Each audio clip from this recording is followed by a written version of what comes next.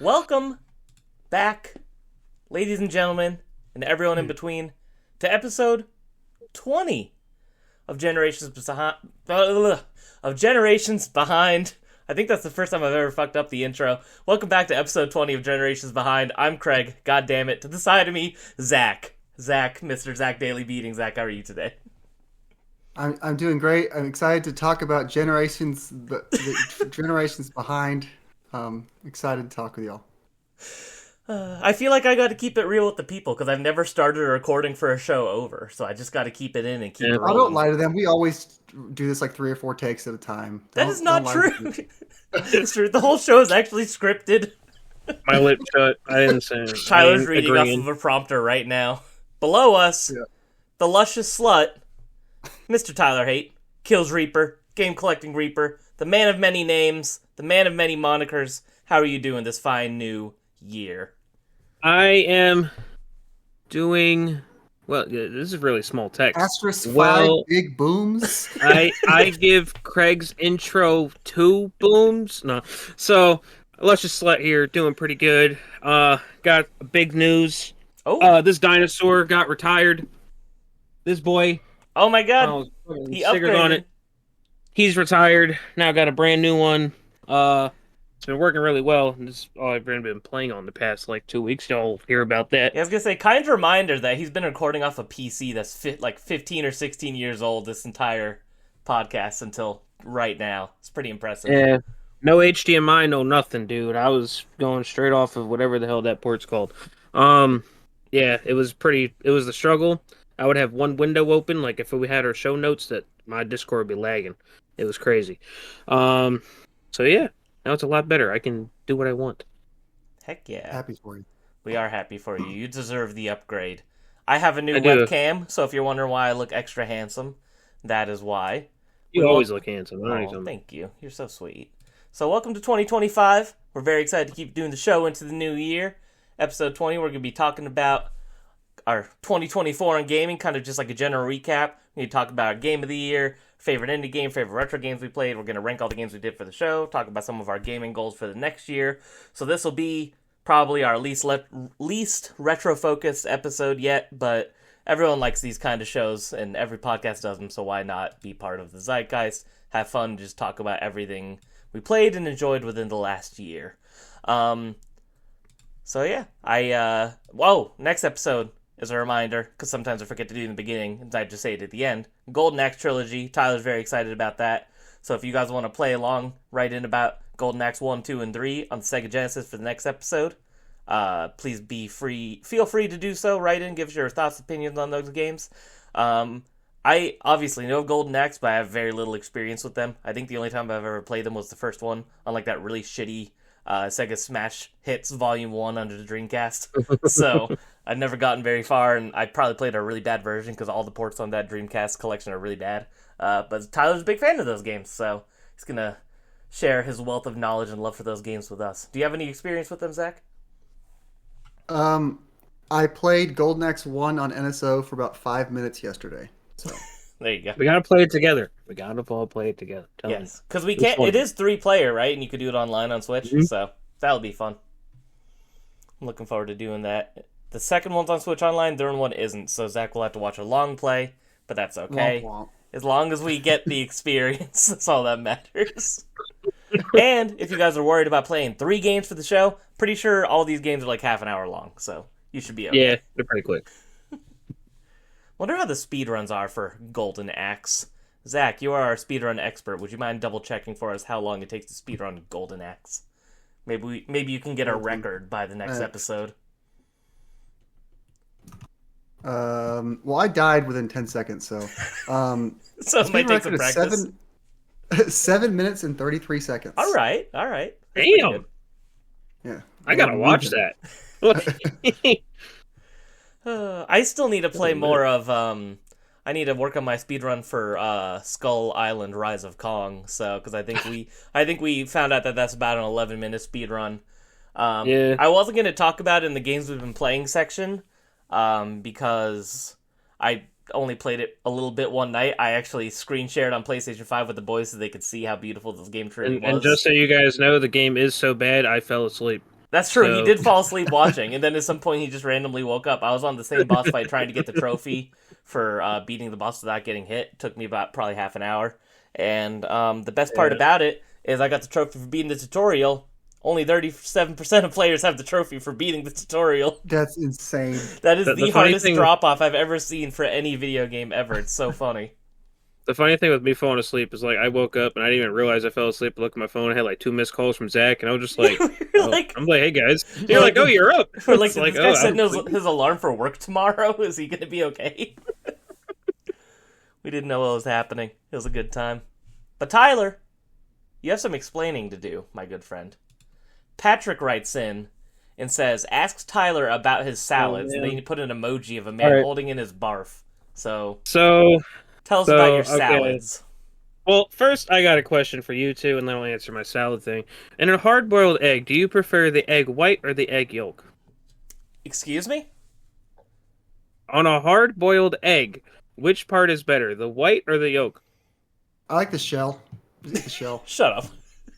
That's a Zach answer for You sure. peel off the shell part. I just keep that in a little bowl and I just eat that. No, the yolk is the best part of a nice hard-boiled egg. I'm Zach- not a big egg guy. So I right. don't. You don't Well- look like an egg guy. I like No. scrambled eggs. Sometimes something like that. But Throw a little Okay, cheese well, in I there. prefer the egg white. But however, so every month at the first Friday of every month, there's a spaghetti dinner we go to. All right, and they got like a whole full salad bar. Now I hate most salad dressings. I hate. I eat my salad dry. I don't use any dressings. So, and I'm a big fan of hard-boiled eggs. Okay, so we get to the salad bar, and I get a bowl.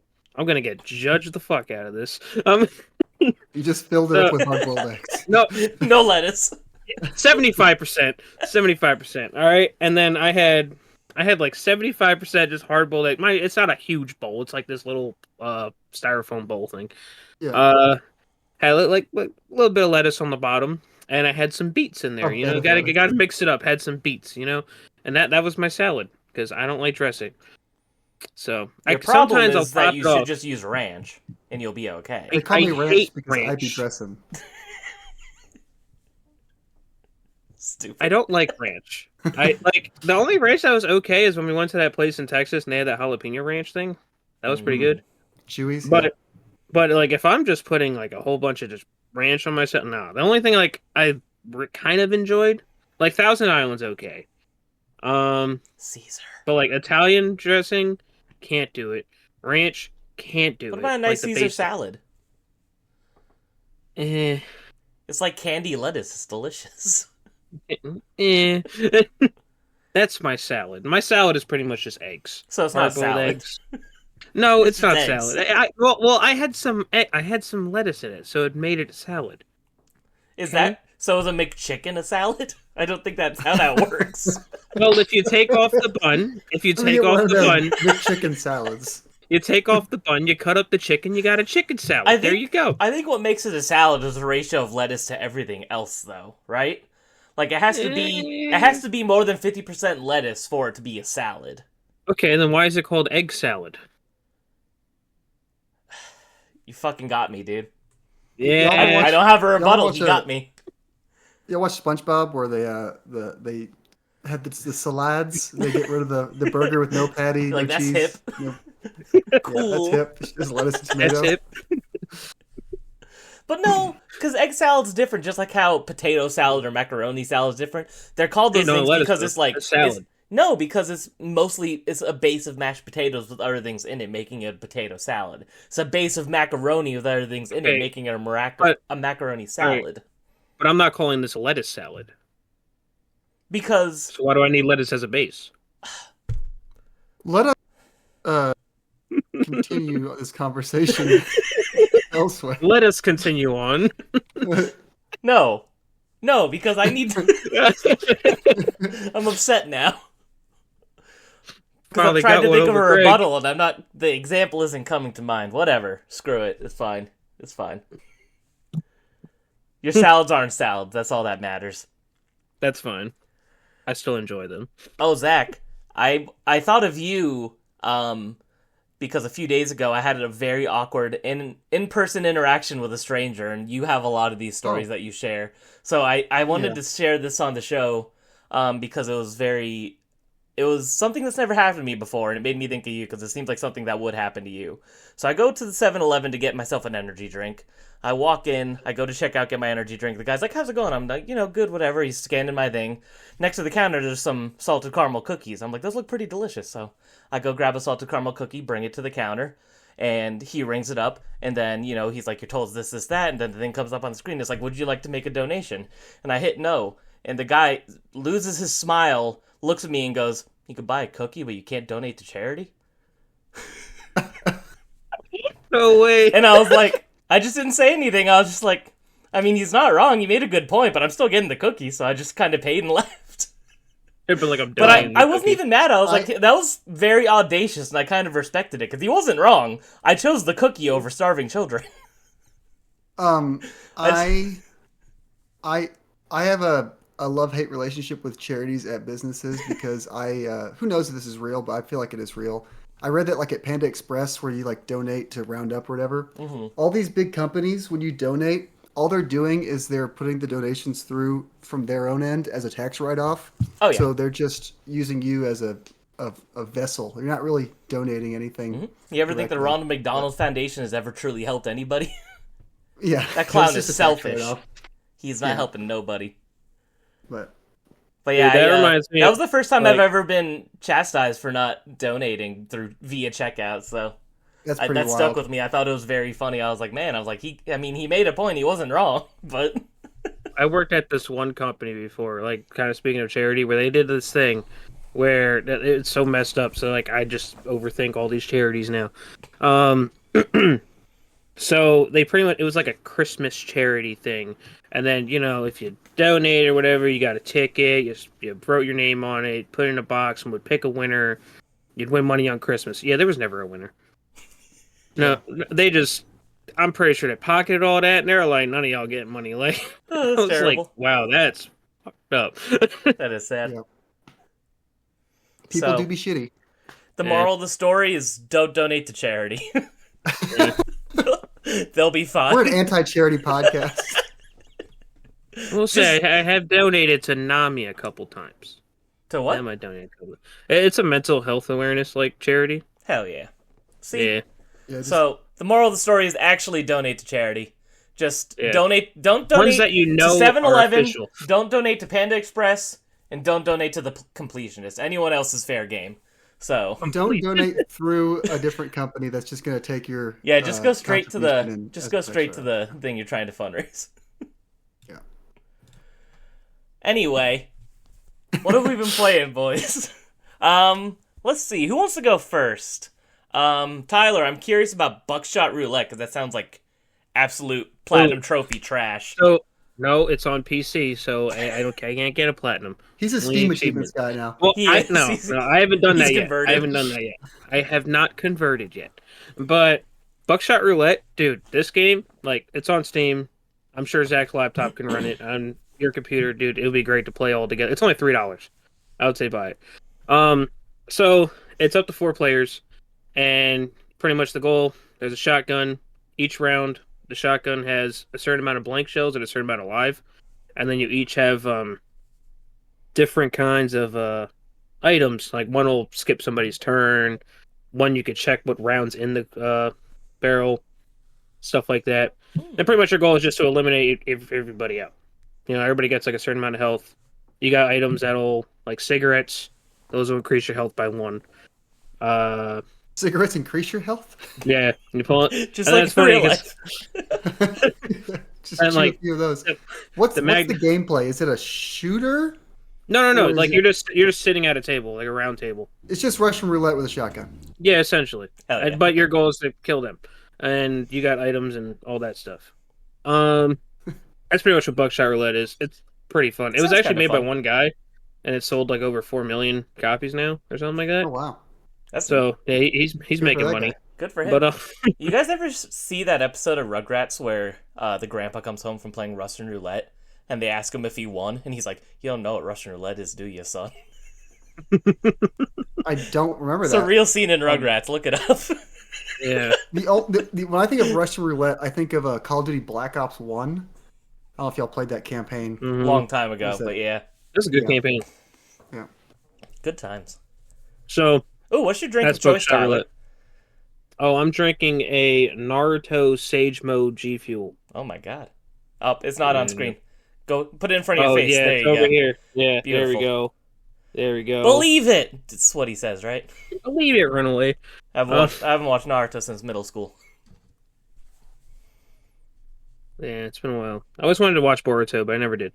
Then what was next on my list? I think it was Content Warning. I played a bit of Content Warning. Oh, I've heard that's That fun. game, yeah, that game's like so you're pretty much trying to be a social media person and upload videos on SpookTube, and so you get a group of guys. You grab a camera, flashlight, and you go down this ship all the way underground. There's some like weird ass creatures that'll try to kill you and all this stuff, and your goal is to just record them, make funny videos. Well, not really funny. They're kind of scary, but I make it funny. Go back up. You throw the camera in a bin. It prints out a disc. You go over, put the disc in, and you watch your video. And then you'll see like views go up, and different people will comment. And they're like, "Wow, Kills Reaper seems like a great guy," and then just stuff like that. Or like I'll like get killed, and I'm like, "Oh, I'm dead," and I'm like, "Is Kills Reaper okay?" And then. And it's funny because if you die, then you come back and you get like a money deducted from a hospital bill. And we were playing it last night, and it was like hospital bill $17. I was like, "Yo, I wish." Like, It's like a. That's it's like the real Earthbound. fantasy of that game. Affordable healthcare. like, damn, all right, let's get it. But that's pretty much Content Warning. And then I also played the Backrooms Escape Together, just like all the other Backrooms games. Just a bunch of different rooms you got to try to figure out how to escape. You got weird creatures following you, all that type of stuff. That was pretty fun as well. But apparently I found out I didn't play the main one. I guess the main one's called Escape the Backrooms. So I kind of want to go and play that one because it's like different levels and stuff. And then lastly, I got a new computer, so I had to buy Sonic Adventure 2 and play that. Hell yeah. So Sonic Adventure 2, and I had to buy the DLC Battle, Hell yeah. So bought that and was playing that. So, and that's always a great game. Are you doing anything interesting? Are you doing any mods or anything fun, or just playing through it? I just started playing through it. Maybe I'll do mods or something, but yeah. I was the same thing with Sonic Adventure 2. I got it on my my Steam Deck because I had this epiphany that I could play it portably for the first time in my life. I bought it for like $4, $5, whatever it was, and then I also bought the Battle DLC specifically because I grew up with the GameCube Sonic Adventure 2 Battle, and I wanted my screen to say Battle on it, so I just bought a $1.50 DLC to change the title screen. That's so funny. Dude, playing it all like upscale to the max settings though, it's kind of nice. It was pretty cool. I bet. Like you don't think it'll make a big difference, but then you're like, wow, look at all that. Yep. I I was rolling around with the speed of sound. It was cool. I've still only ever played through Battle once. All the times I've played through has been the Dreamcast version, so in my mind I still think of the original title screen. My local store just got a Dreamcast Sonic Adventure 2 in. I went to go check it out, and it was more expensive than I thought it would Yeah, it's be. like I didn't $200 realize it was right that now. expensive. And I think Yeah. I think part of it is the Sonic 3 movie hype. So, Yeah. but that game's they had been it over for like $100 for a $215 while or something now, like that. so which is weird because it's Yeah, like that surprised me. it is the inferior versions. It's not like, Adventure and Adventure DX, so it's kind of strange that that's the pricey version. Tyler, Yeah. if you need a nice controller for your PC gaming, may I suggest the lovely Stadia. controller, the greatest controller of all time. I will die on that hill. I love that I gotta thing. say- I'm not even using the Wasabi one, just using a white one. I really want to buy all of them. I think it'd be so funny to have a complete set of Stadia controllers. Do you know how many there are? There's only 5, so 5. Oh, you can do it. one time me and Christian went down a rabbit hole searching for all the different versions, and we found out there's a clear one that was only available to Stadia employees, and even then you could still find it for like $50-$60. Like no one gives a shit. So Dang, that's crazy. I do gotta say, this is the most use my Xbox controller has gotten though. there you go. Like, Well, I don't think Zach's even turned his Xbox on yet, so I have he the bought a whole controller ass right console here. Okay, I can turn it on right now. for the first time. For all we Welcome know, to your console doesn't Xbox. even work. There's dust on these buttons. No, I've installed some games. I'll be playing Indiana Jones soon. Okay? That is the Xbox experience: is installing a bunch of games from Game Pass and then not playing them. Oh yeah, I have all the Halos. I have Flight Simulator. I have Minecraft Listen, on there. the main game I played on my Series X when I got it was Feeding Frenzy. So Hell yeah. game's great. Game from like 2005 or 2006. Let's get it. I think that's not true. I've used my Xbox a little bit because when I'm too lazy to go upstairs to play Marvel Rivals on PS5, I play it on my Xbox Series S downstairs. So, But it's not cross project progression. I know. So it's like the Xbox version's like my secondary account that I don't care as much about. So, all right, Zach, what have you been playing? Hit us. I'm about 50 hours into Metaphor Woo! Refantazio. I kind of wanted to try to finish it over the break. Last episode, Craig told me I wouldn't play all the games I wanted to play, and he was being mean about it. So I'd be like, I beat Metaphor, but it didn't happen. But you also said you wanted to beat like 9 games, so Oh, I've been playing a lot of games. So instead, okay, you okay. played half of one instead of 9. Yeah, but I think I'm in like the last third of Metaphor. If I had to guess. I feel like I'm getting. What month are getting you close. in? I'm in like mid-September, I think. Okay, just curious. Yeah. I don't want to say anything else. I'm just curious where you're at. Yeah. Metaphor's best so enjoying that. experienced. Spoiler free. Yeah, it's a lot of fun. I got some pretty cool story moments recently, so really enjoying that. I've also been playing a little bit of Black Myth Wukong. It's another game that I wanted to play this year that got put off because it didn't release physically until December. It was like digital only in August. So played that, enjoying it. I haven't played much because I've been playing Metaphor. I did, like I mentioned, I turned on Golden Axe 1, played it for like 5 minutes, and I died, and then I turned it off. Figured I'll get into that these next couple weeks. But the other game I've been putting a lot of time into on my Switch is Echoes of Wisdom. I played that in September and then dropped it. No, I played it in October, then dropped it when Mario and Luigi Brothership came out because I want to play Mario and Luigi Brothership. And That was game a took really good the trade-off. entire month. It took like over a month to finish that game. I was definitely enjoying Zelda more, but I just like was stubborn about Mario and Luigi. So I've been playing more Zelda. I beat another dungeon. That game's fun because I've just been like wandering the map. I feel like you don't have to actually do the story. I'm just doing whatever the hell I want.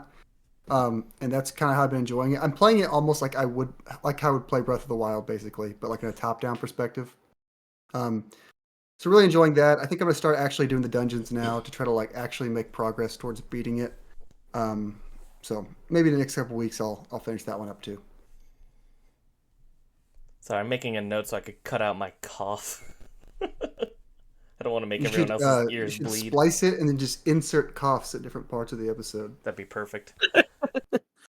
See, I just can't breathe. These are my final moments right here, being recorded live for the people.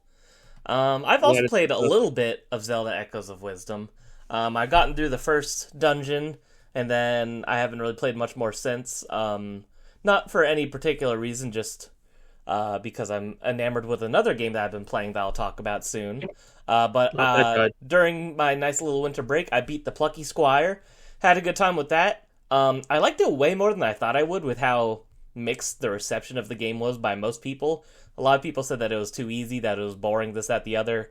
And it's not like it was like the most thrilling gameplay experience I ever had, but just the creativity and the art style and the presentation were so phenomenal in my opinion that kind of carried anything that I thought was middling in that game. I thought the music was really cute, had a lot of funny little dialogue, a cute little fourth wall break here and there, that was fun. But if you were iffy about playing the Plucky Squire, I actually think it is one of the best indie games of the year, so I say give it a shot if you're curious about it, because I liked it a lot more than I thought that I would. If you have PlayStation Plus Extra, it's on there, and that's how I played it. True, me too. I am missing one trophy though, and it's pissing me off. So Yeah, I'm one the away from the trophies are platinum. a little wonky. Yeah, a little they're- wonky, the trophies. But They're annoyingly missable in the way that they're missable. For example, there's a mini game where you have to catch a fish, like about 15-20 minutes into a level. And I didn't get it my first playthrough, so I was like, whatever. I didn't know I missed it. I'll do it when I could do the chapter select at the end. So when you do chapter select, you can't save where you are in a level in the chapter select. So I've tried this level 4 or 5 more times trying to catch that fish, and every time I mess it up, and then I have to replay the same 20 minutes, and it's just driving me crazy. And I'm like, is it worth playing the first 2 hours of the game again to get to that point where I could save before, or should I just keep trying and hope I get it eventually? I can't decide. But it's been driving me crazy because I'm only one away from the Platinum Trophy. And it's a silly little trophy. And then I also played through Parappa the Rapper 2. Because that's also on PlayStation Plus Premium, which I recently subscribed for again, just because there's a lot of games on there I wanted to check out. And, there's a lot of retro PlayStation games, and there's a lot of games on there I still want to play. Like, I want to finish Wild Arms, I want to finish Legend of Dragoon. I'd like to play through Jak and Daxter again, because it's been many years for me. So lots of stuff I want to check out on there. But Parappa the Rapper 2, very fun. Probably the easiest Parappa the Rapper game. I think it has the funniest premise as well. The premise is that you won a lifetime supply of noodles from a coupon at the burger shop, and you're tired of eating noodles, and there's an evil villain turning every food in the world into noodles, so all you could eat is noodles. It's really stupid and really funny. The Parappa the Rapper games are very corny, very cheesy. Don't take them so seriously. Would definitely recommend. But I will say that overall the games are very hard. I think 2 is the easiest, but I would... part of me wonders if it's because I've already played Parappa 1 and Jam or Lammy beforehand. So I think I'm kind of just used to how these games play now. But it's become one of my favorite series. I really enjoy the Parappa the Rapper games. And we only have 3 of them. We'll probably never get a 4th one.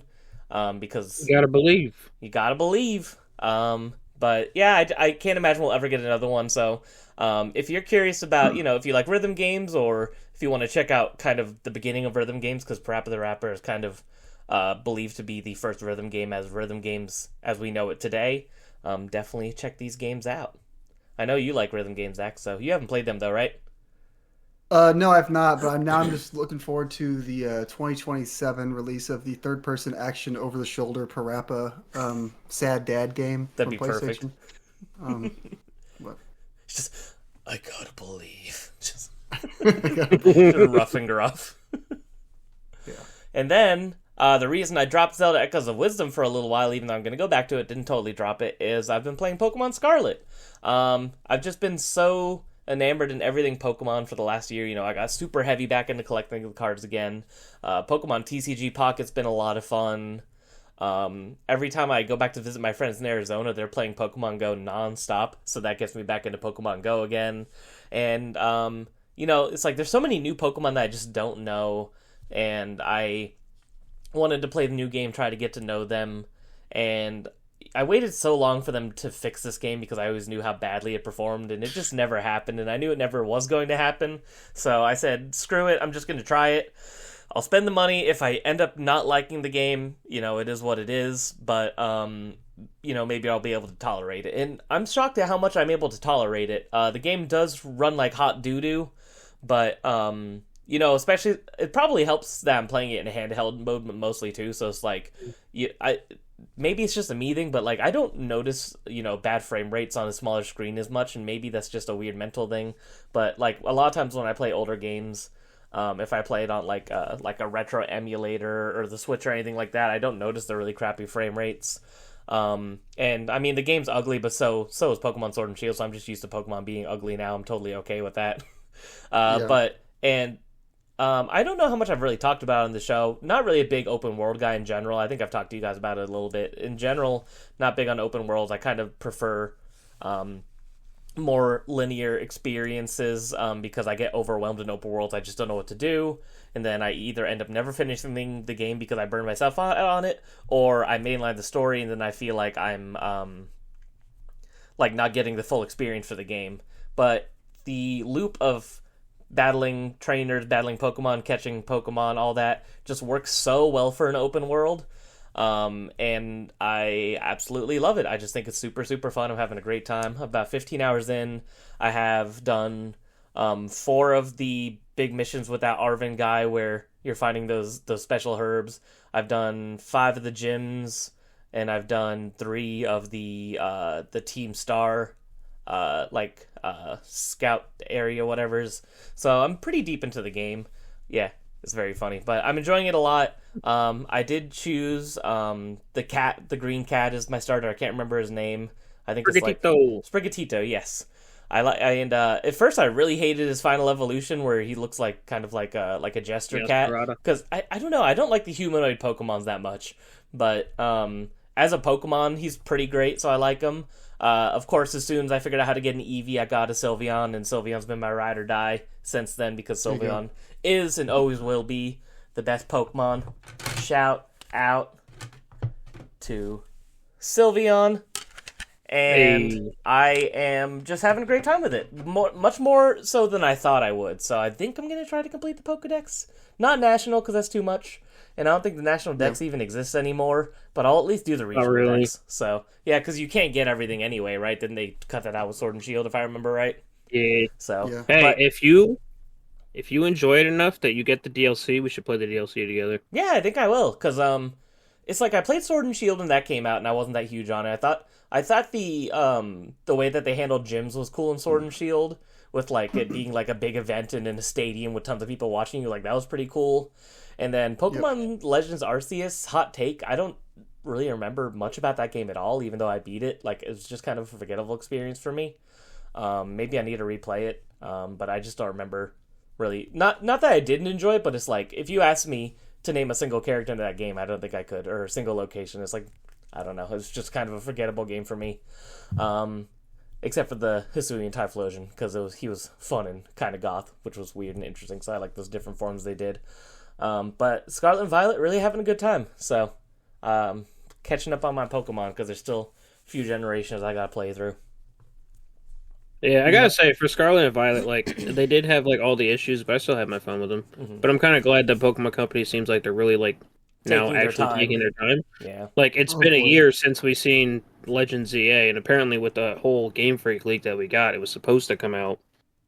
That ZA was supposed to come out last year, and then this February we were supposed to get the Gen 10 teaser hmm because they're gonna do that for the 30th anniversary for whatever anniversary's coming up. But yeah, so I'm glad to see they're taking their time with it. I just wonder now, is it gonna be a cross-platform game, or is it gonna be just a Switch game? Since It'll be- we know the Switch My- is now. My theory is that it was the first Switch 2 game that we saw. So You think so? I've What, thought that ZA? since the beginning because they didn't show any gameplay or anything. I was like, this is going to be the next Switch. I could be wrong, and maybe Find that's out more just in February. William. But I've been When I hoping looked at that it since is- day one. Pokemon Black and White and Black and White 2 came out after the 3DS came out. So I'm pretty sure Game Freak's going to release on the console that has 150 million. And Yeah, then I guess you that can could be play it true. on the new console if you want. Yeah, Maybe if you play it on the new console, it gets a little upgraded. I don't know, enhanced or something. yeah. Remains to be seen how the Switch 2 I'm probably asking for too much, but I mean, like, I would hope so. Yeah, I don't know. It's just they're the most profitable, just like IP in the world. It's like we deserve better games. That's all. Yeah. At least Definitely gameplay, on the- like I said, at least gameplay wise is great. It's just in terms of Yeah. performance, presentation, all that stuff. Game's ugly as sin. I don't really like how they added texture to a lot of the Pokemon either. Like how they made some of them that have fur look furry and stuff. I feel like it just looks kind of weird. One of my favorite parts of Scarlet was early, before I had all the HMs, and trying to break the map, like either through backwards jumping to get up on hills I shouldn't get on, or having like one HM. Like I remember for a time I couldn't surf yet, but I could like glide, and there was this area in the middle of like a island in the middle of a lake. So I got to the highest thing I could and did like a spin, run, jump, and like glided. Gleed. I glided all the way over there without ever surfing. That's awesome. And then I got stranded on the island, but I did the objective there. That's So awesome. that was fun. Just trying to play the game in a way they didn't want me to play it before getting Hell the HMs was an enjoyable time. That game's fun, but yeah, it runs poorly. Like Especially, really, like- really poorly, especially when you're in the Like- water. They probably didn't fix this part, but Craig, you know about the memory leak on that game Mm-mm. or whatever? So, like, if you just leave the game on for, like, an astronomical amount of time, like, the memory, like, starts leaking and it just slows the game down, like, dramatically. Really? So you can get, like, a frame rate of, like, 2. Jesus. Like, if you just leave it on for a very long time and then just try to play, it's like, I was gonna say When some of you- the so NPCs the already way- move at a frame rate of 2. So the way the game clock works is it's like counting the frames in the game. So when I beat the game, my Switch was, or when I finished the game, the Switch was like, you played 100 hours of Pokemon Scarlet, and if you could check my time in the game's like, you played 88 hours. So like it had slowed down so much over the course of the game. I'd lost so many frames that like I played the game for 100 hours, but I got 88 hours of like the game time. That's awesome. Yeah, it's very silly. The game is But so it's a broken. fun That's game. incredible. I love it. Yeah, yeah. I am having a good time though. Yep. Really, really enjoying it more than I thought I would. And my Pokemon obsession just it keeps going. I keep buying Pokemon cards. I keep playing Pokemon Go. I can't escape it, and wouldn't have it any other way. So shout out to Pokemon. Speaking Hopefully- of Pokemon cards, Yes. we got somebody else on the TCG Pocket train. Oh yes, we did. Yep. What's your best hit so far? Yeah, You get any gold cards? I have not got any gold cards. The rarest card I have is the full art Celebi. That's like, it's like the last card in the Mythical Island set. Oh, yeah. Other than Where it has, like, the Golden animation. Mew. Yeah, that one. Yeah. Nice. I haven't got any gold cards yet, but I did. Like all free to play games, if I'm enjoying it, I don't feel bad about putting some money into it. So I did buy $10 worth of Pokegold. I almost just had a heart 'cause, attack because you sent us a message in Discord. He's like, "Fellas, what if I spent $200 on Pokemon TCG Pocket? Wouldn't that be crazy?" And I was like, "You better fucking not." No, I did not do that. But I was sitting there, I was like, how cathartic would it be to open up like 200 packs right now? It's all at once. Just Yeah. tapping the screen No, like but- crazy. But I did put $10 in, and they had one of those like bonus Pokegold deal things where I got like an additional $10 worth of gold. So I opened 20 packs at once. That was very fun. Mm. But yeah, I don't know if I'll put more money into it. I think I'm just gonna resort, go back to my dailies kind of thing. I've been doing some of the battling. The battling's fun, but I'm running into like everyone uses that damn Celebi superior deck, including myself. Yeah, because it It's works. just, like, it's the easiest one, but like every battle, I feel like everyone's just playing. It's like who gets their Celebi first and who gets superior ran- first. Yeah. I ran into one that countered me really well. It was like a Mewtwo deck or something like that. And dude, Yeah. he just obliterated me. And I was just like, Yeah, right now there's a lot of balancing issues in the game, unfortunately. Like there's like probably 3 decks. Like there's a water deck, a psychic deck, and a grass deck that are just way better than anything else you could want to do. So Yeah, it's just like who draws their EX cards first. And pretty then- much is what Yeah. it comes down Yeah. to. So, Yeah. but it is a good time. I also use the Selfie Superior deck, so I can't judge anybody. We all do. I mean, if we're all you want to toxic get to the wins, that's the community. way to do it. Yep. But yeah, I oh God, I love Pokemon cards. They're so much fun. I think I sent y'all a screenshot. The Celebi works with like coin flips. Yeah. I went 0 for 8 on a coin flip one time. I just about lost my mind. I know he sent us that, and I was just like, "Don't go gambling tonight. Like you will lose it all." Literally, it was like the went in front of me. All I had to do was like hit like 2 of these coin flips, and I hit 8 straight Nothing. tails. And I was like, that's like statistically impossible. What do you mean I hit 8 straight tails? Oh, so Anyway, funny. that was insane. Well, which card is it where I think it's Misty where it's like you flip heads until you get a tails and you just add yeah.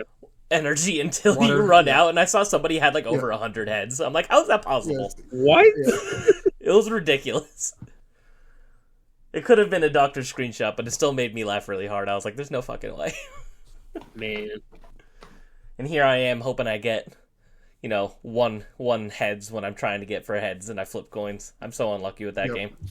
I just need 1 extra energy. Come on, man. I'm also super unlucky because every time I open up a pack of Mythical Islands, I've gotten like 4 or 5 of that stupid Dedenne full art. I have so many of them, so when trading comes, Yeah. you guys could have as many fucking Dedennes as Oh, you want. I'm I got tired of too that many little balls. bastard.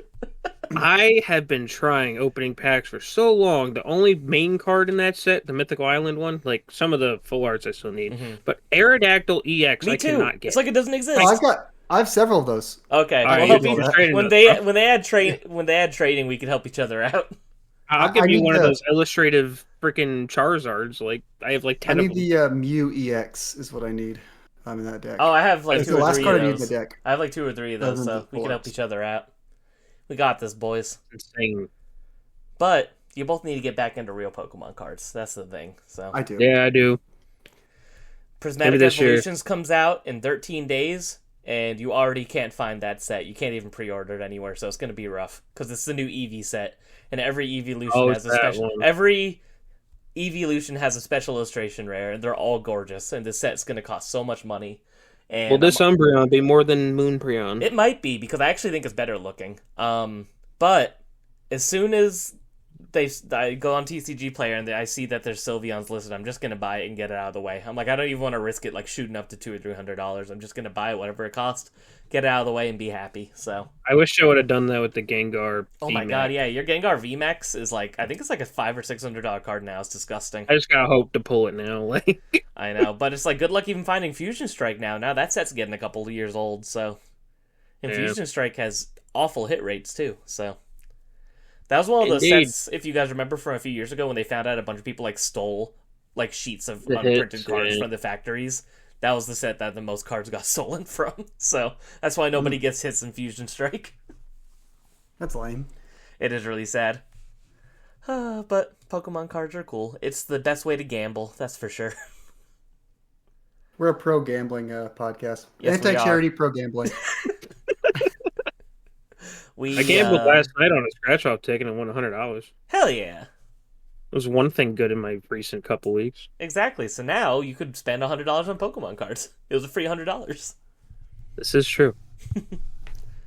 All right, boys. It's time for some retro gaming, or not retro gaming, just recent gaming pickups.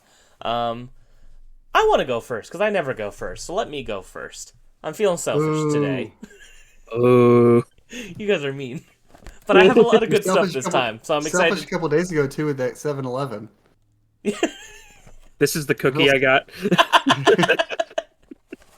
Alright, so I got some cardboard, which I haven't gotten in a while. Got Pong Asteroids and Yar's Revenge on Game Boy Advance. This was $7 at a shop when I went to Arizona.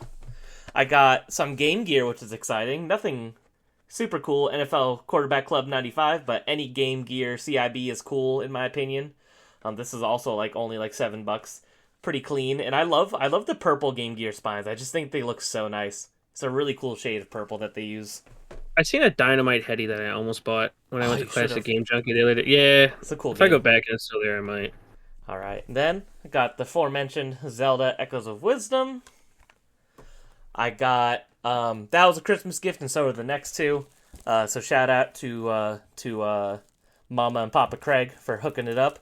Got Sandland, which I'm excited to try. I've been told that this is a sleeper hit of 2024 by a couple people in our friend Bird Dog Gaming's Discord, and just some other friends, so I'm excited to check that out.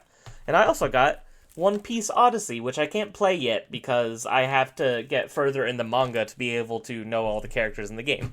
But when I get to that point, I'll play it. Because I did try the demo when the demo released, and I thought that it played pretty fun, so... And I'm a One Piece fan. It's just the longest thing ever, so it takes forever to catch up on, since I didn't start reading it till last couple of years. Next up, $15 WTA Tour Tennis, a GameCube game. One day I will get the GameCube set again. I'm not in a rush, though. But whenever I see a game that's on the more uncommon side, I make sure to pick it up. When I looked on eBay, there was a ton of copies, but this is another game where, perfect example of game availability fluctuates throughout the years. When I was going for the set, 2017, 2018, 2019, or whatever it was, you could not find a single copy of this game complete on eBay, ever. But now if you go, there's 20, 30 copies, so it's just kind of funny how availability of games on the market fluctuates throughout the years, because sometimes I'll be like, hey, Christian, our friend going for the GameCube set, you should grab this game, it's uncommon. He's like, bro, there's 50 copies, and I'm like, where were 50 copies when I was trying to find this game? What the hell? This is very strange. Next up, I got Dark Cloud on the PS2. I've always wanted to try out Dark Cloud 1 and 2, and I was able to find a cheap copy when I was in Arizona, so I figured, why not? Only $12, can't beat that. Next up, got NBA Hoops on the Dreamcast. Uncommon sports title. Our boy Shaquille O'Neal. We got Fatal Fury, Mark of the Wolves, another uncommon Dreamcast title. We got NFL 2K, and we got, I'm not even on camera, NFL 2K, and Expendables. Or no, this is Soul Fighter. Expendables is the next game I was looking at.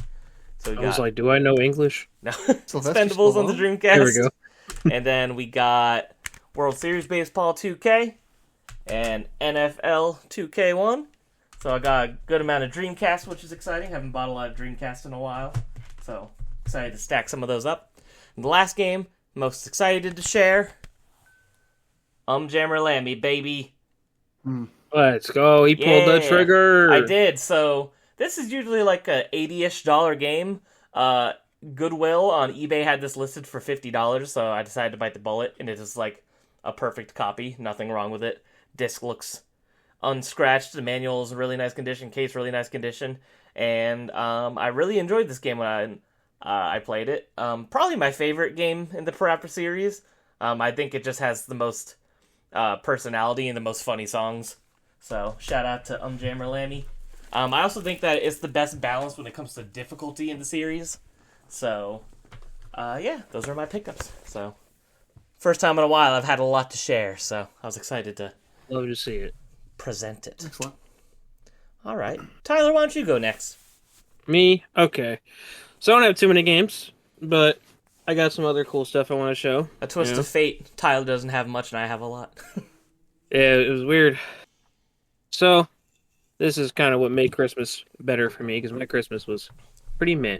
But for those of you that don't know, I got into a car accident. My car got totaled. But moving on. We are podcasting with a ghost currently. Yeah, my head really cleared up though. This Yeah, I was gonna really say it's bad. pretty- yeah, he had a hell of a bruise up there. It looked pretty brutal. Ghost of Tyler's past. Yeah. So, let's start with. Yeah, I'm gonna just do some of the collectible stuff first.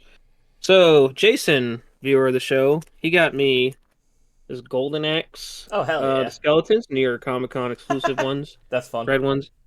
That was pretty cool. So now I got that. I feel like he's just gonna keep getting me them until I get all of them. Since he also got me the little elf gnome guy. Forget his Hell yeah. actual name.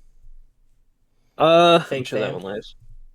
That's who I played as Oh. when I played Golden Axe. The I elf. played Well, as Elf that's guy. who I'm playing as when we play. So you gotta pick someone else. And fun Okay. fact, he is also a playable character in the Sonic All Stars racing game. Hell That's yeah. Oh, So is his name Elf Gnome Guy? yes, Yeah, I'm an elf gnome guy main in Sonic Racing. my friend Matt. So we go like every month when there's a wrestling pay-per-view. I have like a little get together here. We watch it all together, and then we always got to go downstairs to get drinks because I don't have a fridge up here. So he surprised me with a Sonic mini fridge. Oh, Let's go.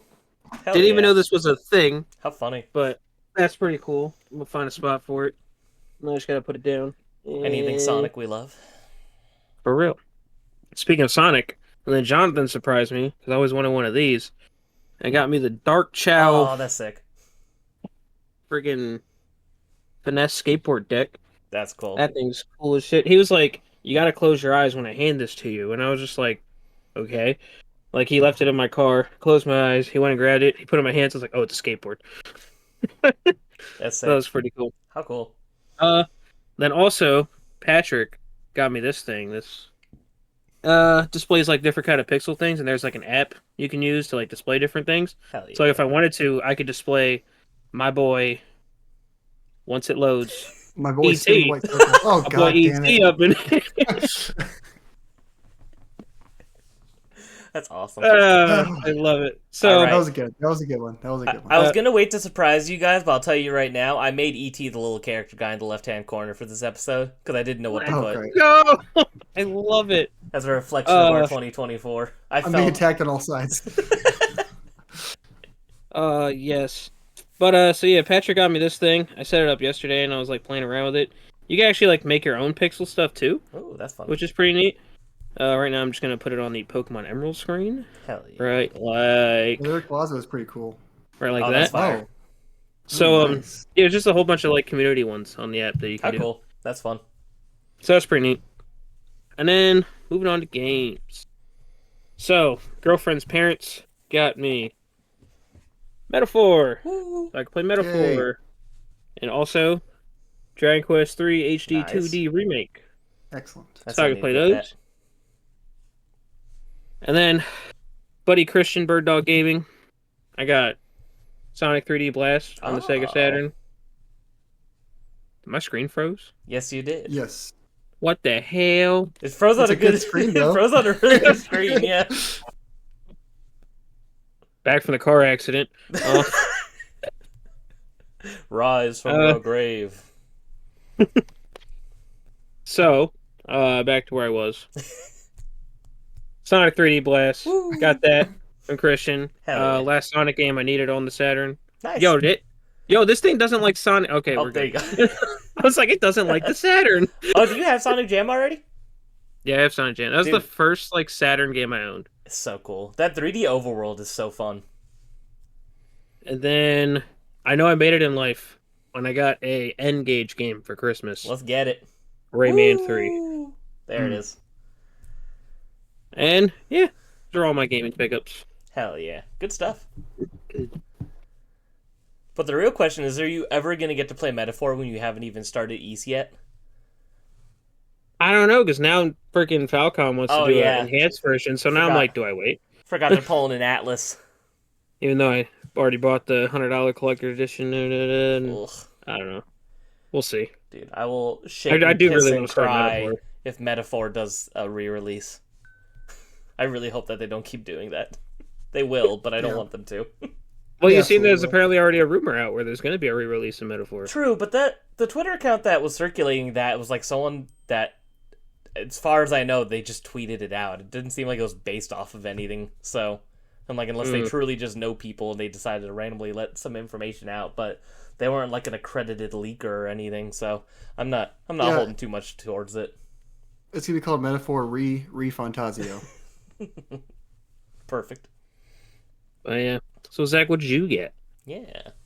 So I got a handful of things. I'll start off with the Christmas gifts. My sister made me this. It's like a Mario Oh. shadow box. That's sick. Oh, that's It's cool. it's layered pieces of wood. Oh. Like each color is a different layer, so it's like 3D. You can't really That's tell cool. from the video, but it's pretty neat. It's How on the neat. wall. Keeping on the Mario train, my mom got me this, Let's go. so I'm excited to build that. That's fun. I think I might build it on stream. I'm not sure yet. I like to build Legos on stream. It's kind of fun. a good idea. Then I was feeling Lego stuff, and I bought myself a Lego off Amazon. I bought the Durr Burger from Fortnite. So Lovely. I was really into Fortnite for a couple years, and I was always the burger skin, so I felt like I had to have this in my room. So that's all the non-games stuff, or like but a couple other gifts. Mr. Dog Gaming got me Psychonauts for the Xbox, so now I have to Ooh. play Psychonauts. He's been trying to get me to play this for a while, and I just keep finding excuses to not play my Xbox. So now I have to play that. My older sister got me Star Wars Outlaws for the PS5. Nice. So I'll eventually find time to try that out. And let's see. Oh. Mr. Tyler here. Tyler got froze me a again. PlayStation. Yeah, I know. I just noticed Oh. that. Uh-oh. It's okay. You can keep going, Zach. Oh, so Mr. Tyler here actually got me Ape Escape Oh. for PlayStation. Yeah, so I have Ape Escape. Hell yeah. So good news, bad news. Good news, I have Ape Escape. Bad news, I put it in my PlayStation 1 and it won't read discs anymore. Oh, no. So I got to figure out how to handle that. But thanks to Tyler, now I got Ape Escape. And then my big Christmas gift from my roommate, I got a MetaQuest. Oh. That's exciting. So I've been playing. It's so funny. It came with Batman Arkham Shadow. I played maybe 30 minutes of that game. It's really cool. I've been watching YouTube videos in this thing. Oh my God. All I'm doing is watching YouTube videos in this thing, and it's so awesome. It's so awesome. It's like a theater mode kind of thing, or what? Yeah, theater mode, and like I sit there on my couch, just like lay down, and I'm in a dark room, and I have a 20-foot monolith of YouTube shorts I'm just scrolling through in my like dark My God. dark room watching giant YouTube shorts. Max brain rotting. It max brain rotting. But what is cool, if you go to the YouTube app in here, there's a tab for 360 videos. And there's this guy I found who just records 360 videos from like his quadcopter and like flies around castles, and you can just look around in 360 and see the world he's in. That's cool. Like, and just look at like real castles like you're flying around. That was awesome. How fascinating. So yeah, I haven't really been gaming in here yet a whole lot. I've just been like goofing around. But I do want to try Triangle Strategy has a port to the MetaQuest. Oh, And what it Weird. does is, if y'all familiar with Triangle Strategy, it's like on boards, right? Yeah, You can place the board in the middle of your room and like walk around it and pass that's through mode sick. and like look down at the board and like choose where to move people. So I'm That like is really really excited to try cool. that. Yeah. God, I want to play that game Um, still. I bought it at launch and I never touched it, and I heard it was incredible. it's a fun game. I beat it twice. I played through twice. Really fun game. Um, that's all my Christmas pickups. I did go to the store yesterday, like I mentioned, and I got 3 games.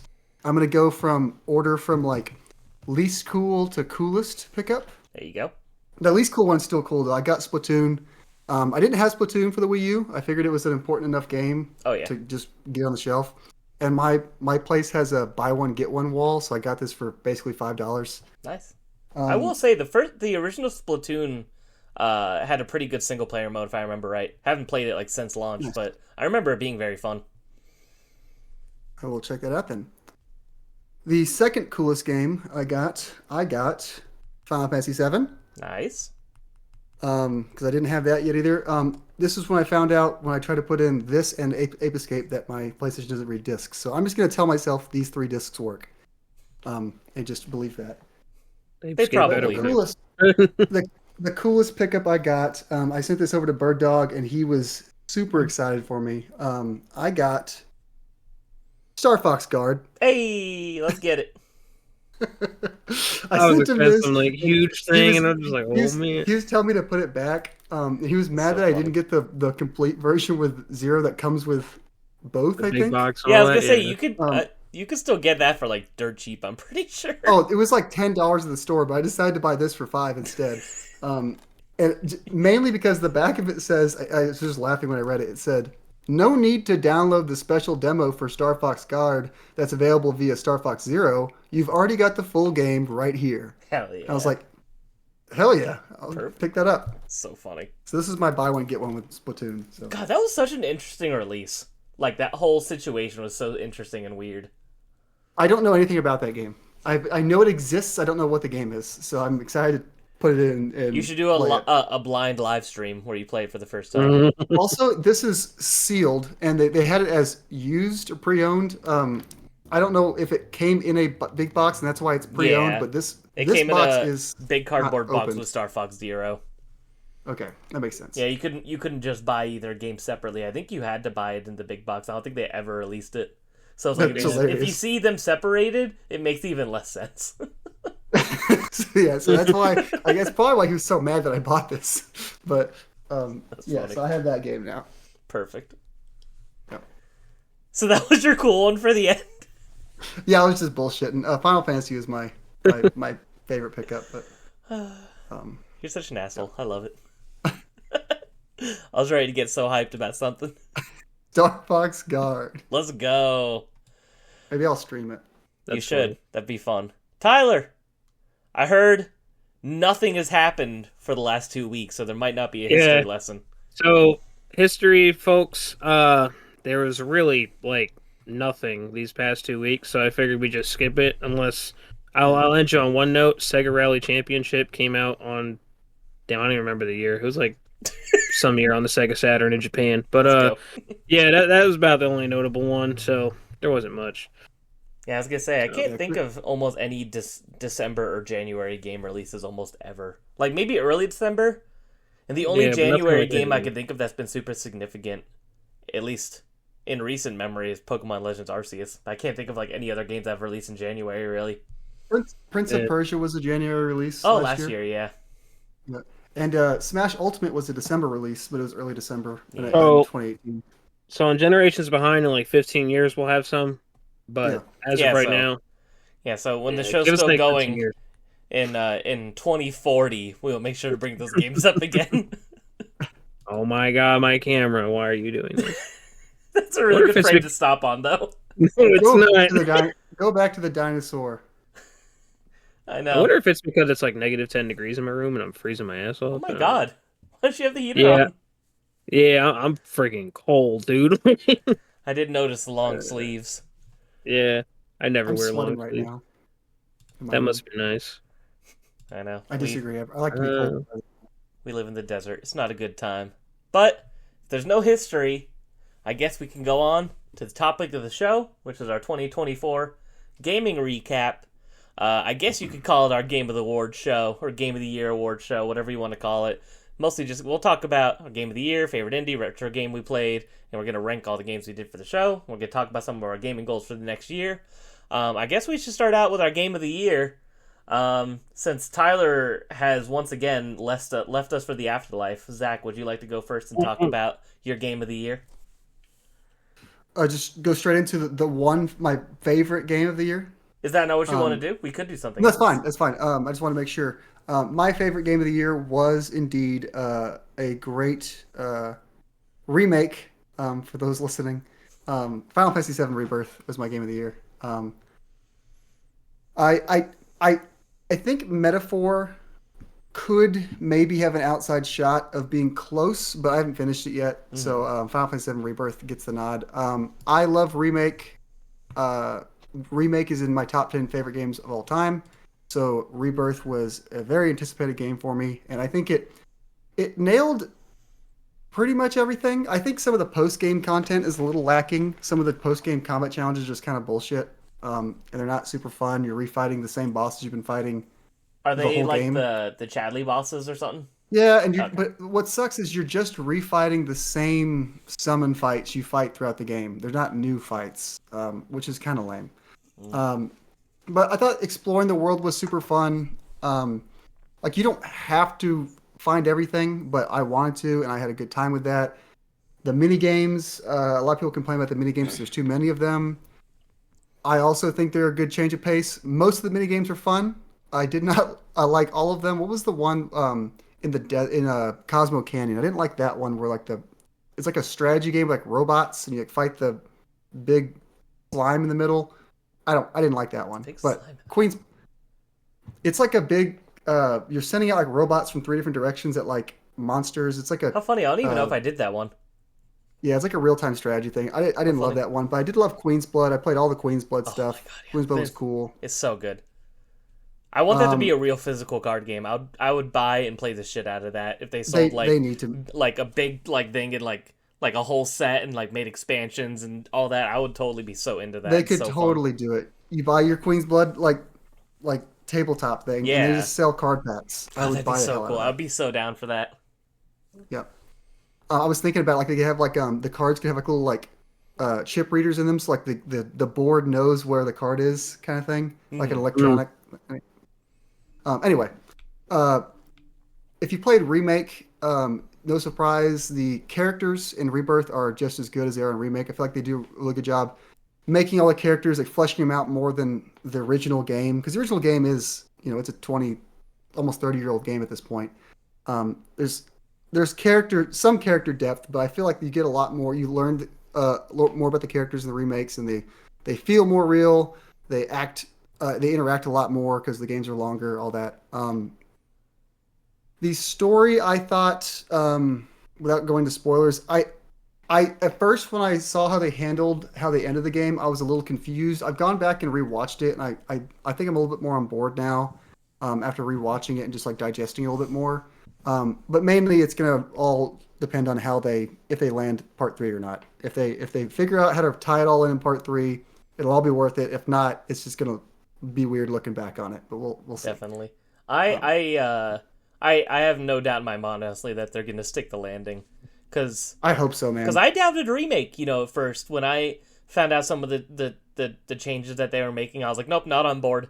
Like, I don't want anything to do with this. And then I played it, and I was like, they executed better than I thought that they would. And then, now playing Rebirth, I'm just like, I'm so down for the path that they've gone down. And I also just adore Final Fantasy VII in general. The whole world of it, all the characters. Aerith is one of my favorite characters in all of fiction. Everyone's just so lovable and well done. Shout out to my boy Barrett. I feel like Barrett is very underrated. Him and his love for Marlene and hearing the Earth's cries. Marlene! I think Barrett is like the my Earth is favorite crying, character. Cloud. You hear it? Barrett goes from being like a caricature character in Final Fantasy VII, just basically just a racist stereotype character, and then in remake he's like super good. He's like Oh, my favorite character in remake. incredible. Of Yeah. course, Tifa's great, Yuffie's great, everyone's great. It's just such a good cast. Final Fantasy VII has one of the best cast of characters ever. Obviously, Sephiroth is so insanely iconic. The music is unrivaled. The music is so good. Music is so good, Um, so good. God, yeah, I can't wait because when Part 3 comes out, it's gonna be interesting because it's like, I don't know, it's very interesting that it's like they turned one game into this ginormous trilogy over the what will be by the time that comes out, like a whole decade essentially. It's It's gonna very be a fascinating the race- way that they went and that they nailed it, in my opinion. It's just so good. It's gonna be a race to finish that game because I know people are gonna want to spoil that Oh, yeah. game, and it's like you yeah. said, like 10, 12 years of time. Like I'm just gonna have to lock in and just finish that before someone just tweets it. Yeah, that's 'Cause- like the you take a week off from work, like an actual vacation, and just that's what you do. Yep. I almost did that because that was part of why I started mainlining Rebirth, was because I was afraid of spoilers. I was like, this is too important to me. I can't let someone else ruin what happens for me, you know? Yep. Tyler, Yeah, but any... love the game. I was going to ask, do you just have any thoughts you want to share on it, Tyler? I know you I played mean- it as well. Yeah, Rebirth was about to be my game of the year, but one game topped it. So I have a different game of the year. But Rebirth, everything about it, just going to all the different areas, kind of like all y'all guys said, like all the different areas being like way more immersive and stuff, and the characters are great. All the mini games are fun, including that soccer one, Patrick. Just so you know, that one was great. I beat it on my first try. That so was you know. great. That was fun. Patrick hated that one. He couldn't beat it. The Rocket League game. Yeah, that one. But yeah, so But yeah, Zachary's favorite game of the year. 175 hours in that game so far. I still haven't platinumed it because the post game stuff is Jesus. dog shit. and I'm Too really hard? glad. It's really hard and it's just like tedious. I'm really glad what they're doing with like the inclusion of other characters from Crisis Core. I don't want to go too much into it, but like, you know, just doing that and having like more of a changing it up a little bit, but not going too far away from the main story. You know, Yeah. like it really makes me excited to see what they do in the third one. Yeah, I think the retroactive importance of Zack Fair is one of the most interesting and good choices Square Enix has ever made in any one of their like game series or franchises.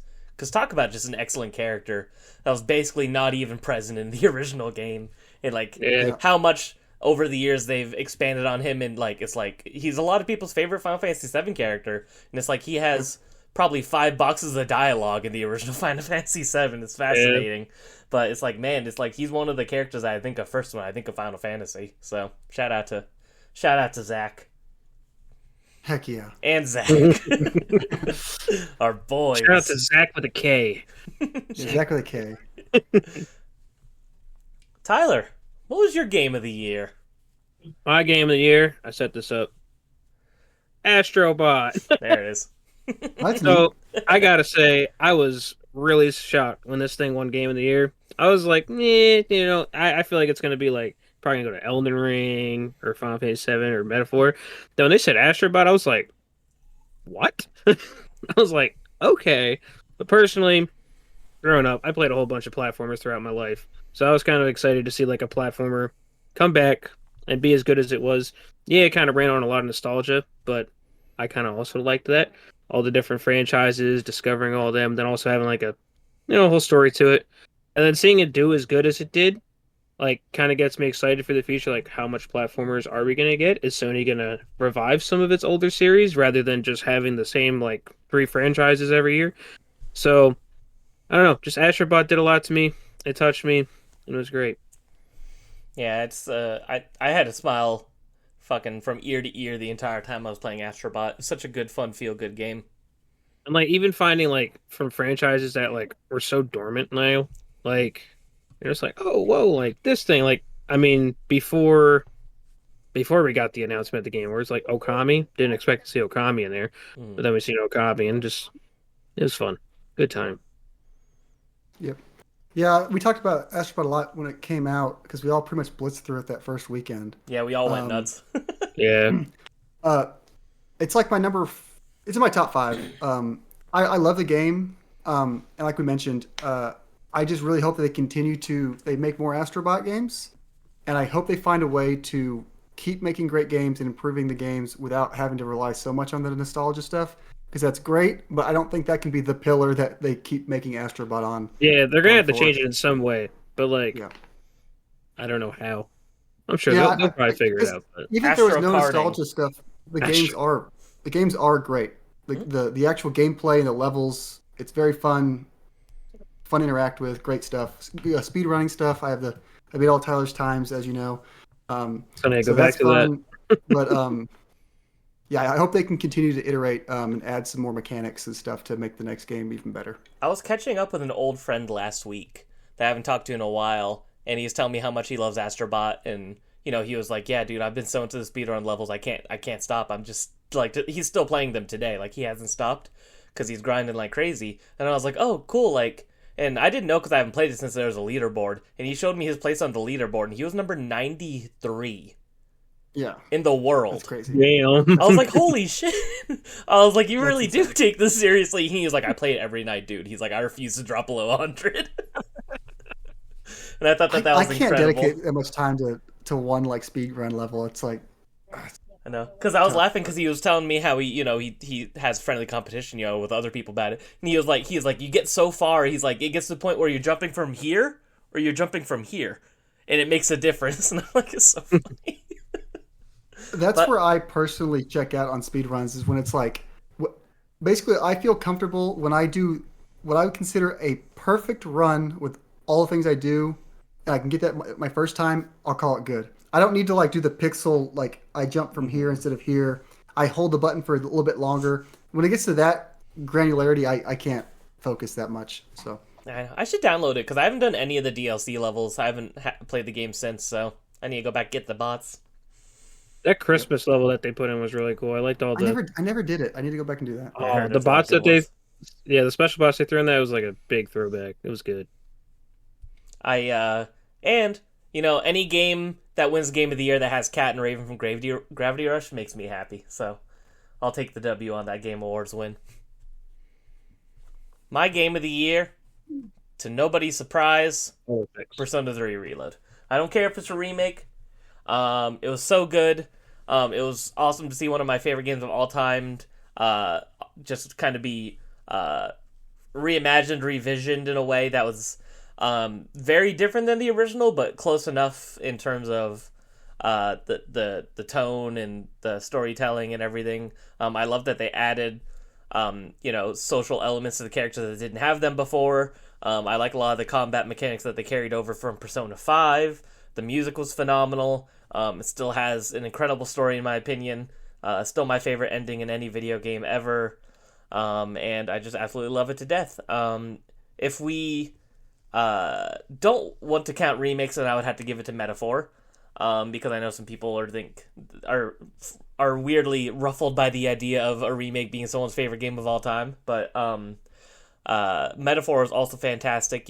Very similar to Persona, but different enough to have its own vibe and feel. I'm a very big fan of like high fantasy and stuff like that, so it's cool to see the Persona team take on that kind of fiction instead of modern day high school. The music in Metaphor is also fantastic. The combat is different enough, more challenging overall. I'd say there's some really really tough bosses in Metaphor.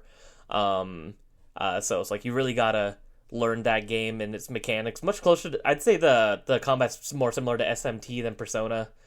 So different enough, and the archetype system is really cool. Being able to have any character be any class is really cool. And also fantastic story. Atlus just knows how to tell a really great story, write really great characters, write really great dialogue, make very addicting gameplay loops. So it's like, I guess you could say that Metaphor and Persona 3 Reload are tied, but gun to my head, Persona 3 Reload. But it was just a hell of a year for Atlus. So Gun to your head, Persona 3. yeah, Persona 3. Exactly. Yeah. I'm gonna summon. Yeah. I'm gonna use my evoker Yeah. and hope I don't kill myself.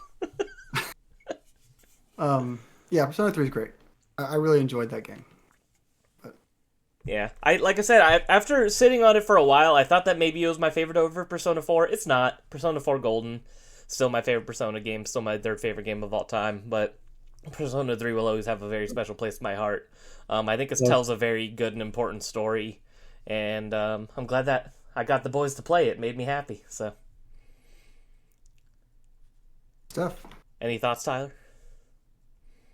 Sorry, I was dealing with this freaking camera thing. Persona 3 Reload, it was good. I'm glad I got a chance to, fully play through that one. Now I feel like, well, the last one of the main Personas I need to play is 4, which Craig tells me is the... Didn't you say 4 is your favorite? It is my favorite, yeah, for sure. Okay. So. You probably just said that, but I was dealing with my camera thing. So. You're okay. You're having issues. I don't know why that's doing it. Now it's the freaking camera. Get a new PC, now the camera wants to be stupid. But, yeah, I really enjoyed that. You'll find out where it's on my list when we rank our games we played. But, true. Yeah. But it was really good. I enjoyed it. The ending kind of threw me for a loop. I was shocked, but... I love it. All right, I guess next up, favorite indie. Zach, what was your favorite indie game this year? So I'm gonna kind of cheat here. My favorite indie is by far and away Balatro, but I feel like everyone knows Balatro. Everyone's talked about Balatro. Everyone's had Balatro shoved down their throats because it's incredible. So I'm going to talk about my second favorite indie, just to mix it up a little bit. And that's Another Crab's Treasure. It's from Aggro Crab Studios. It's basically a Souls-like, but they call it a Shoals-like. You're a little hermit crab, and just like in Dark Souls games, you're third person, lock on, heavy attack, light attack, dodge, stuff like that. But the difference in this game, there's platforming elements. You are underwater, so you can kind of like swim through the water. You do a little like fun little doggy paddle where you can basically glide off of cliffs, and you have like a grappling hook to grapple to things. And also the shell mechanic, because since you are a hermit crab, you pick up little trash that's scattered around the ocean floor, and you can put it as your back shell. And when you block, each shell has different like durability and defense ratings, and they all have different abilities. Basically like spells that different shells can help you cast. So it's a really great game. You can level up your character, which is always like a plus for me. I just put most of my level ups into strength, and I was just walloping fellas with my fork. It was a really fun game. I streamed the whole thing. One of the my favorite parts about it also is the humor in the game is really good. Not just in the goofy writing, but the like the environmental storytelling. Just like seeing, because you're in the ocean and it's about like pollution. And so you're seeing a bunch of like real objects in the ocean floor and just interacting with them, and like the crab doesn't know what they are. It's really funny. Like your map of the game, you're following a map that's the back of a what's the fruity pebble? Not fruity. What's the Captain? Oh, Captain Crunch. Captain Crunch. You have a box of Captain Crunches down, and you're following the back of the map. It's like the little game on the back of the box. That's the map you're following. So it's really funny stuff like that. Yeah, it's if you want to play it, I recommend playing the PlayStation version. I think it's on the Switch, but even on the PlayStation version, I had some some frame losses towards the end of the game, and I imagine the Switch is much worse than the PS5. Wild guess, but yeah, cool game. Another Crab's Treasure. I gotta say, while watching your live stream of that game, it was great when you're like, couldn't beat the one boss, and you're like, I'm just gonna pull out the gun. And I was like, what's he talking about? I forgot about the gun. Yeah, and you just pull out this gun and one shot this boss, and I was like, what the hell just happened? So in the menus, if you're stuck, you can go into the accessibility settings, and there's your character's name is Krill, and one of the options just says give Krill a gun, and you check it, and so you have a little tiny little hermit crab, and then you just have a full size like 1911 on your back, and you just pop things, and it one shots everything. Bosses, enemies, doesn't matter. So I was fighting this boss, and it was just complete horseshit. I couldn't beat it. So I just pulled a gun out and just popped it, and it just goes into the cutscene. It just like ragdolls back. Yeah, that was the greatest. Like, those are my favorite stream moments. It was awesome. That is really funny. Yeah. So if you get stuck, don't be afraid to give Krill a gun. I did it one time, and there actually is a trophy for it, so you have to do it at least once. You got to get the platinum. Exactly, and I did. Give Krill that gun. I was very tempted to try that game because of how highly you praised it earlier on in the year, but I famously have a lot of trouble with Souls-like games, so Yeah, and it's not super difficult, and you can explore around and just like have fun doing that. And like I said, the give Krill a gun thing is the fixes the silver problem. bullet. If you get stuck, just kill something. Doesn't matter. Keep going. Yeah, maybe I should check it out. I thought that it looked good, and I remember I watched a couple of your live streams on it. It was very, very funny. The game had a really good humor. So, Yeah. Tyler, Who's next? Me? what is You going your next? favorite indie game from this year? All right, so my favorite indie game was one I was anticipating for years after it was announced, and that's Power World. I played the shit out of Power World. So originally I tried to get it on my Steam Deck when it first came out on Steam, and it would crash constantly. But when it finally came out on PlayStation, I put like 80 hours in that thing. And dude, like when the PlayStation wrap up thing, I had like 3 months in a row. It was like Power World, Power World, Power World for the most played game. That game is just just playing with friends and like building a whole base, and then having the whole monster catching aspect and everything. It was good. Like there's some things like there's no like evolution type thing, so you're just leveling up house to pretty much do more at your base. But then you also had them to like help you fight. But and there's like different towers. It's still in early access, so it's not like fully done. They just did a new Oh, it's still in content. early access? Yeah, it's still in Oh, early weird. access. Oh, I didn't realize Yeah, I that. thought it was out. How funny. Yeah, like they claim it's like early access, not done. But now they're getting sued, so who knows? Might never come out. Might never. They definitely changed some things in it. So like, when you go to use your PAL to like go work at something, you don't throw the sphere. Like you just aim it and it just pops up. So like they took the whole throwing mechanic away because that's the thing that they were kind of getting sued for. So Interesting. like that's out. I didn't try to catch a PAL since, so I don't know. Oh yeah, I did. Yeah, that still throws them, but you can't throw them out. So it's a little weird. I How don't funny. get it.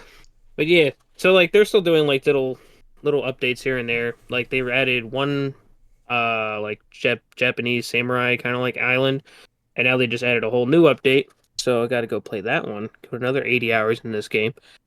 Uh, but yeah, just playing with a bunch of friends, building a whole base, messing around, giving a little chimpanzee a gun. We gave crab guns, now we're giving monkeys guns, AK-47 to be exact. Which is a great time. Oh, wow. It's a I great like that thing, that's yeah? just a thing in video games now is to give animals guns.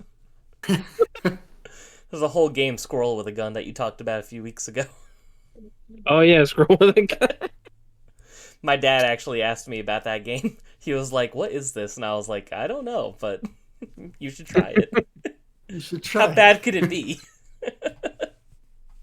My indie game of the year, favorite indie, Arzette Jewel of Faramore, an earlier release from this year. I think that it's flown under a lot of people's radar. / people didn't take it seriously. So this was the game that was, which is fair, but this is the game that was. I was excited about this game from day one as soon as I found out it existed. It is basically a parody of the really infamously bad CDI Zelda games. If you don't know what those are, look them up. You probably know what they are, even if you don't think you know what they are. Crude animation, constantly shifting art style and animation styles, very ugly, clunky games that are all side-scrolling. They're just, everything about them is weird and awkward and funky, and they're just famously bad video games. And this indie developer decided to make a game inspired by these games, which is, it sounds like an awful idea, but it is one of the most fun experiences I had with a game this year. It is a side-scrolling, kind of like Zelda-like-ish game in terms of it's like those games. So you go through different levels, there's an overworld you pick on the stages, and you could go through the levels multiple times, find different secrets, upgrades for your health, abilities, all these different things. They took inspiration from the crude cutscenes, where it has really bad voice acting on purpose. It has constantly shifting art styles in between frames on the cutscenes. There's a couple of cutscenes that are just so insanely long, like obnoxiously long on purpose, just to be funny. All the secrets are very well hidden, but mostly fair. I remember there was like 2 or 3 like collectibles that like I had to use a guide because I couldn't find them for the life of me. They were hidden in kind of like areas that you'd never know unless you stumbled across them on accident. But for the most part, you could figure everything out on your own. it's not too difficult. If you die, you just start at the beginning of the screen that you started on. So in terms of difficulty, it's not too bad. But by the end of the game, you're so strong, you're blasted through everything anyway. But the humor is fantastic. The controls are really tight and they feel really good, unlike the CDI games. The music is actually super good. I've actually found myself listening to the soundtrack a lot because it has a very well done soundtrack, and it's one of my favorite indie games of all time. It was super duper fun. I regret not pre-ordering the physical from Limited Run now because now it's like a $50-$60 game. But at the time I didn't think that I was going to enjoy it as much as I do. I thought it might be like a haha funny game to play, at least try out, and I ended up playing it all the way through and 100%ing it. Absolutely loved it. Can't recommend this game enough. It's worth it for full price. I think it goes on sale often though, so definitely recommend you guys pick it up because it's just such a fun game. I don't have the Platinum Trophy because you have to play through it 3 times, which is a little egregious. But eventually I think I'm going to do it just because I like the game enough. And when I 100%ed it, I think it only took me about maybe 6 hours. So it's definitely not a super long game either, but worth every minute. And yeah, it's probably one of the most overlooked games of the year for sure. Yeah, I've seen a couple people give this game some love these last couple weeks, which I guess I kind of fell in the camp. Like, I heard it was, some people liked it. I think you mentioned that you liked it, but I was still in the camp of the haha funny like game, but it's like actually a quality game also. No, it's excellent. Yeah. So I need to like actually think about checking it out. I think you should, like I said, it's a weekend game. You could 100% it in 6 hours like I did. So Yeah. But I also had too many Definitely games. Limited Run was there with a booth, and they had physical copies. I kind of regret not buying one. Oh, but- I mean, like, if I could go back in time now, I would get, like, the big special edition with the dumb CDI controller they made and everything. Like, I'd go all out. I am a huge fan of this game. I hope that they make more. It's just so good. It's a fantastic game. Definitely, it's my favorite indie and my nomination for most overlooked game of the year because I don't think nearly enough people played it or talked about it because it comes off as a meme game and it's much more than what it's parodying. So Yeah. all right, next category: favorite retro game that we played. Whether it be something we played for the show, something we've replayed from our past. What is your favorite game? Your favorite retro game that you played this year, Zach? What do you got? So I'm also gonna cheat again.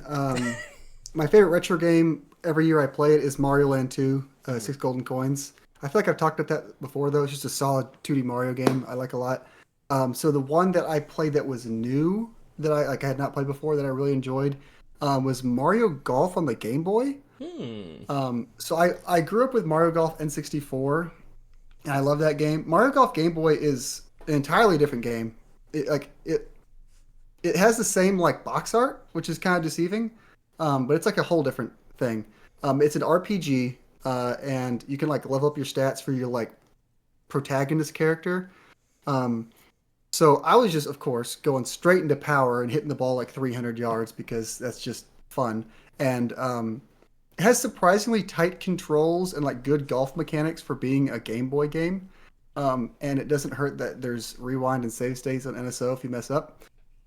So I was getting lots of good scores.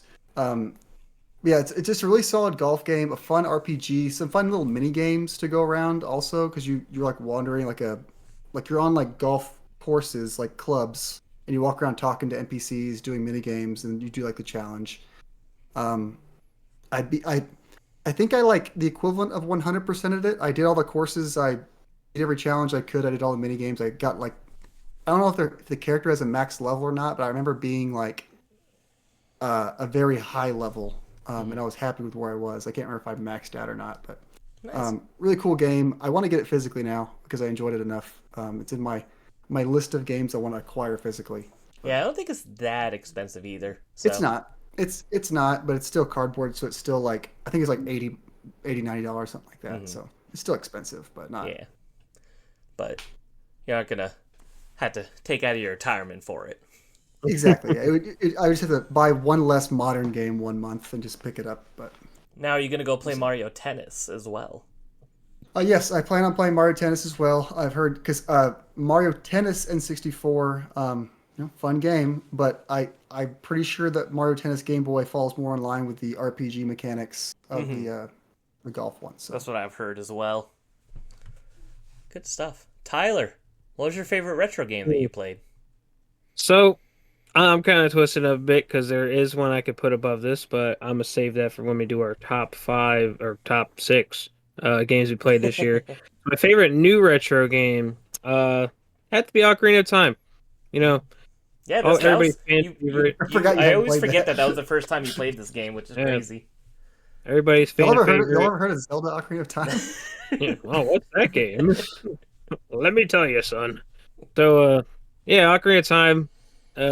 As viewers of the show, if you've been watching for a while, you know, I first played it this year. Never played it before. Figured, you know what? Well, the boys kind of forced me to it. They're like, "We're doing Ocarina of Time as an episode, and if you can't complete it in time, you're fired." And I completed it the That's night exactly before. what we said. So that's word for word. That's what my teleprompter says.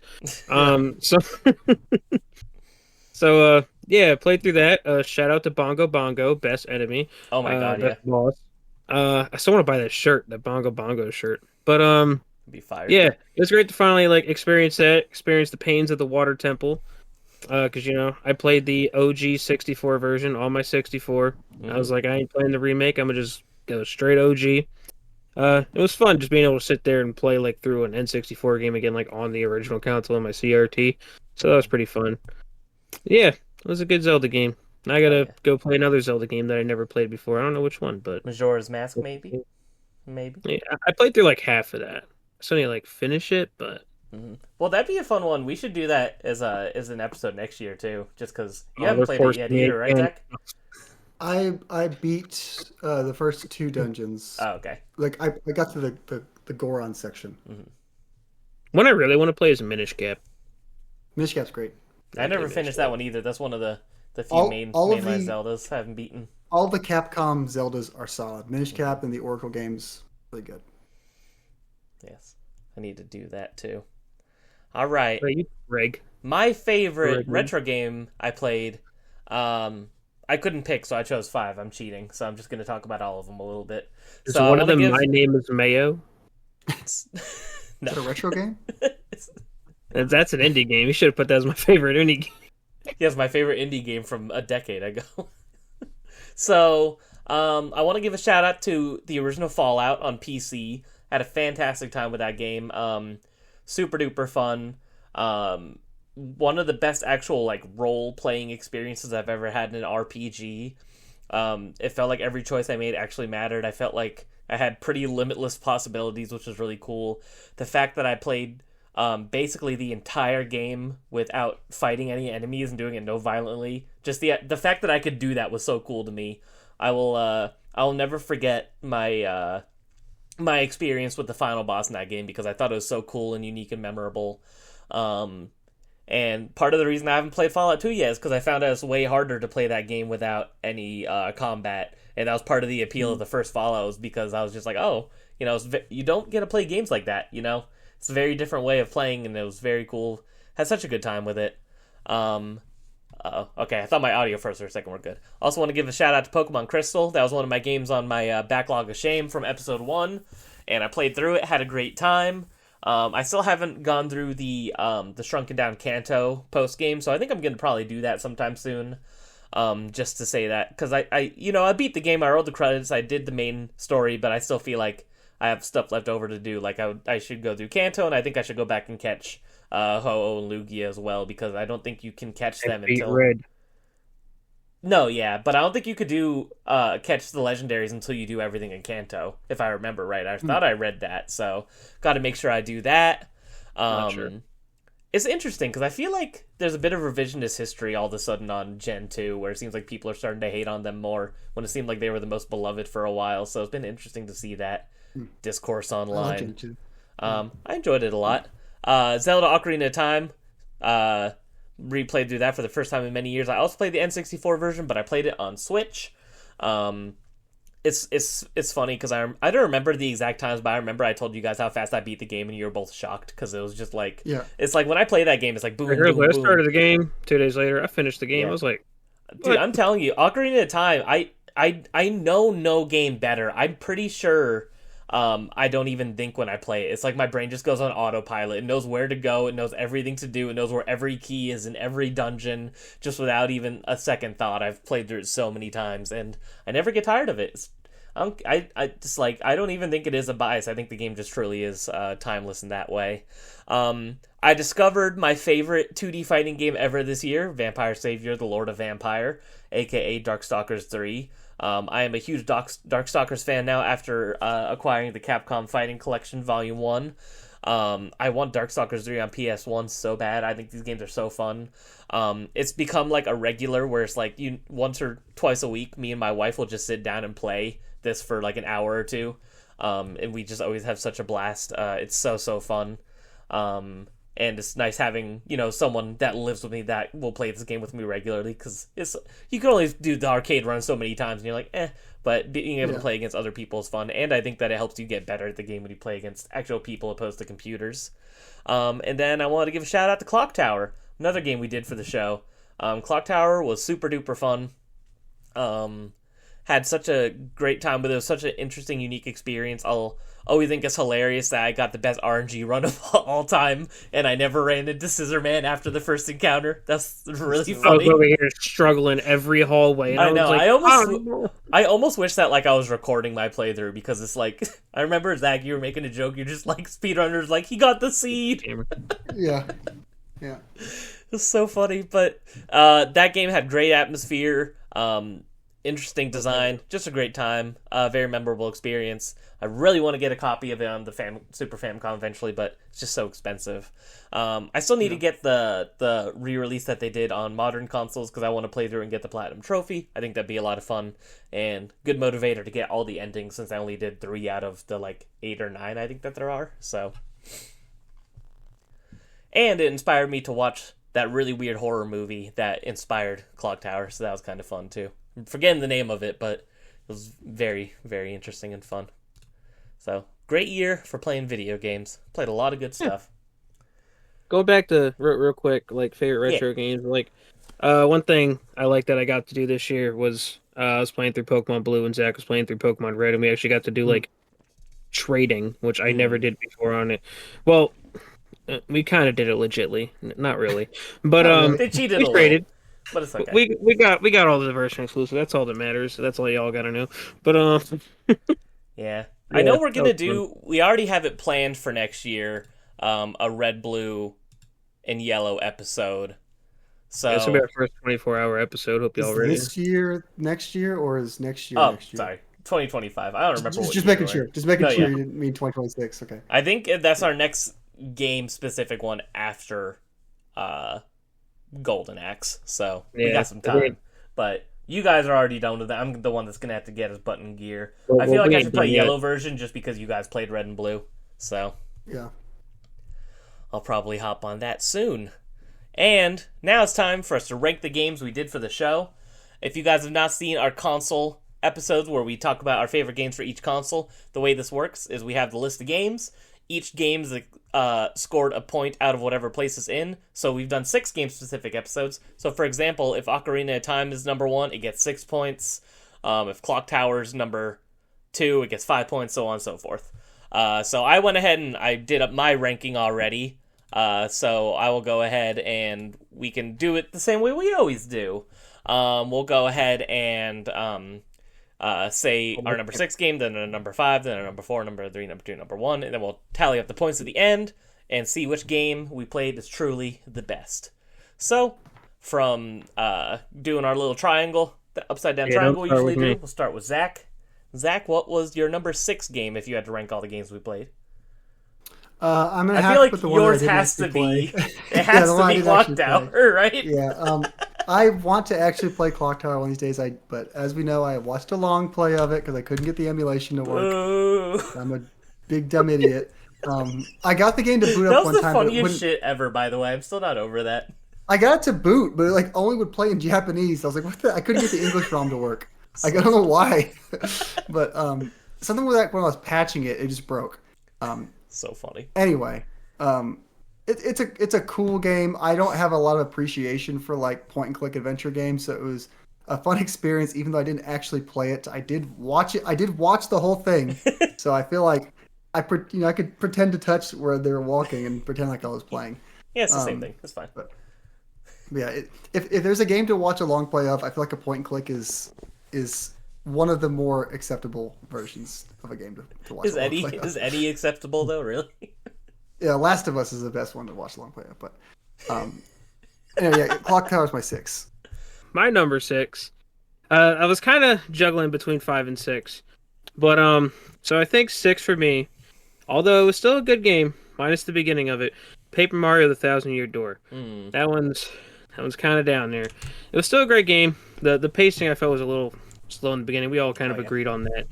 Um, You didn't like the Yeah. 10-hour wrestling section where you fight the same things for oh right, you're 10 going hours? through this battle now, this battle now. I was like, look at it, stop! Like, man, that got a little repetitive. But like later on, the game really kind of caught its pacing, and it was really good. I feel like once you got to the like spooky fall area type thing, I feel like is when it really started going. hmm But yeah, Yeah, I and mean, it's I'm with definitely a you game.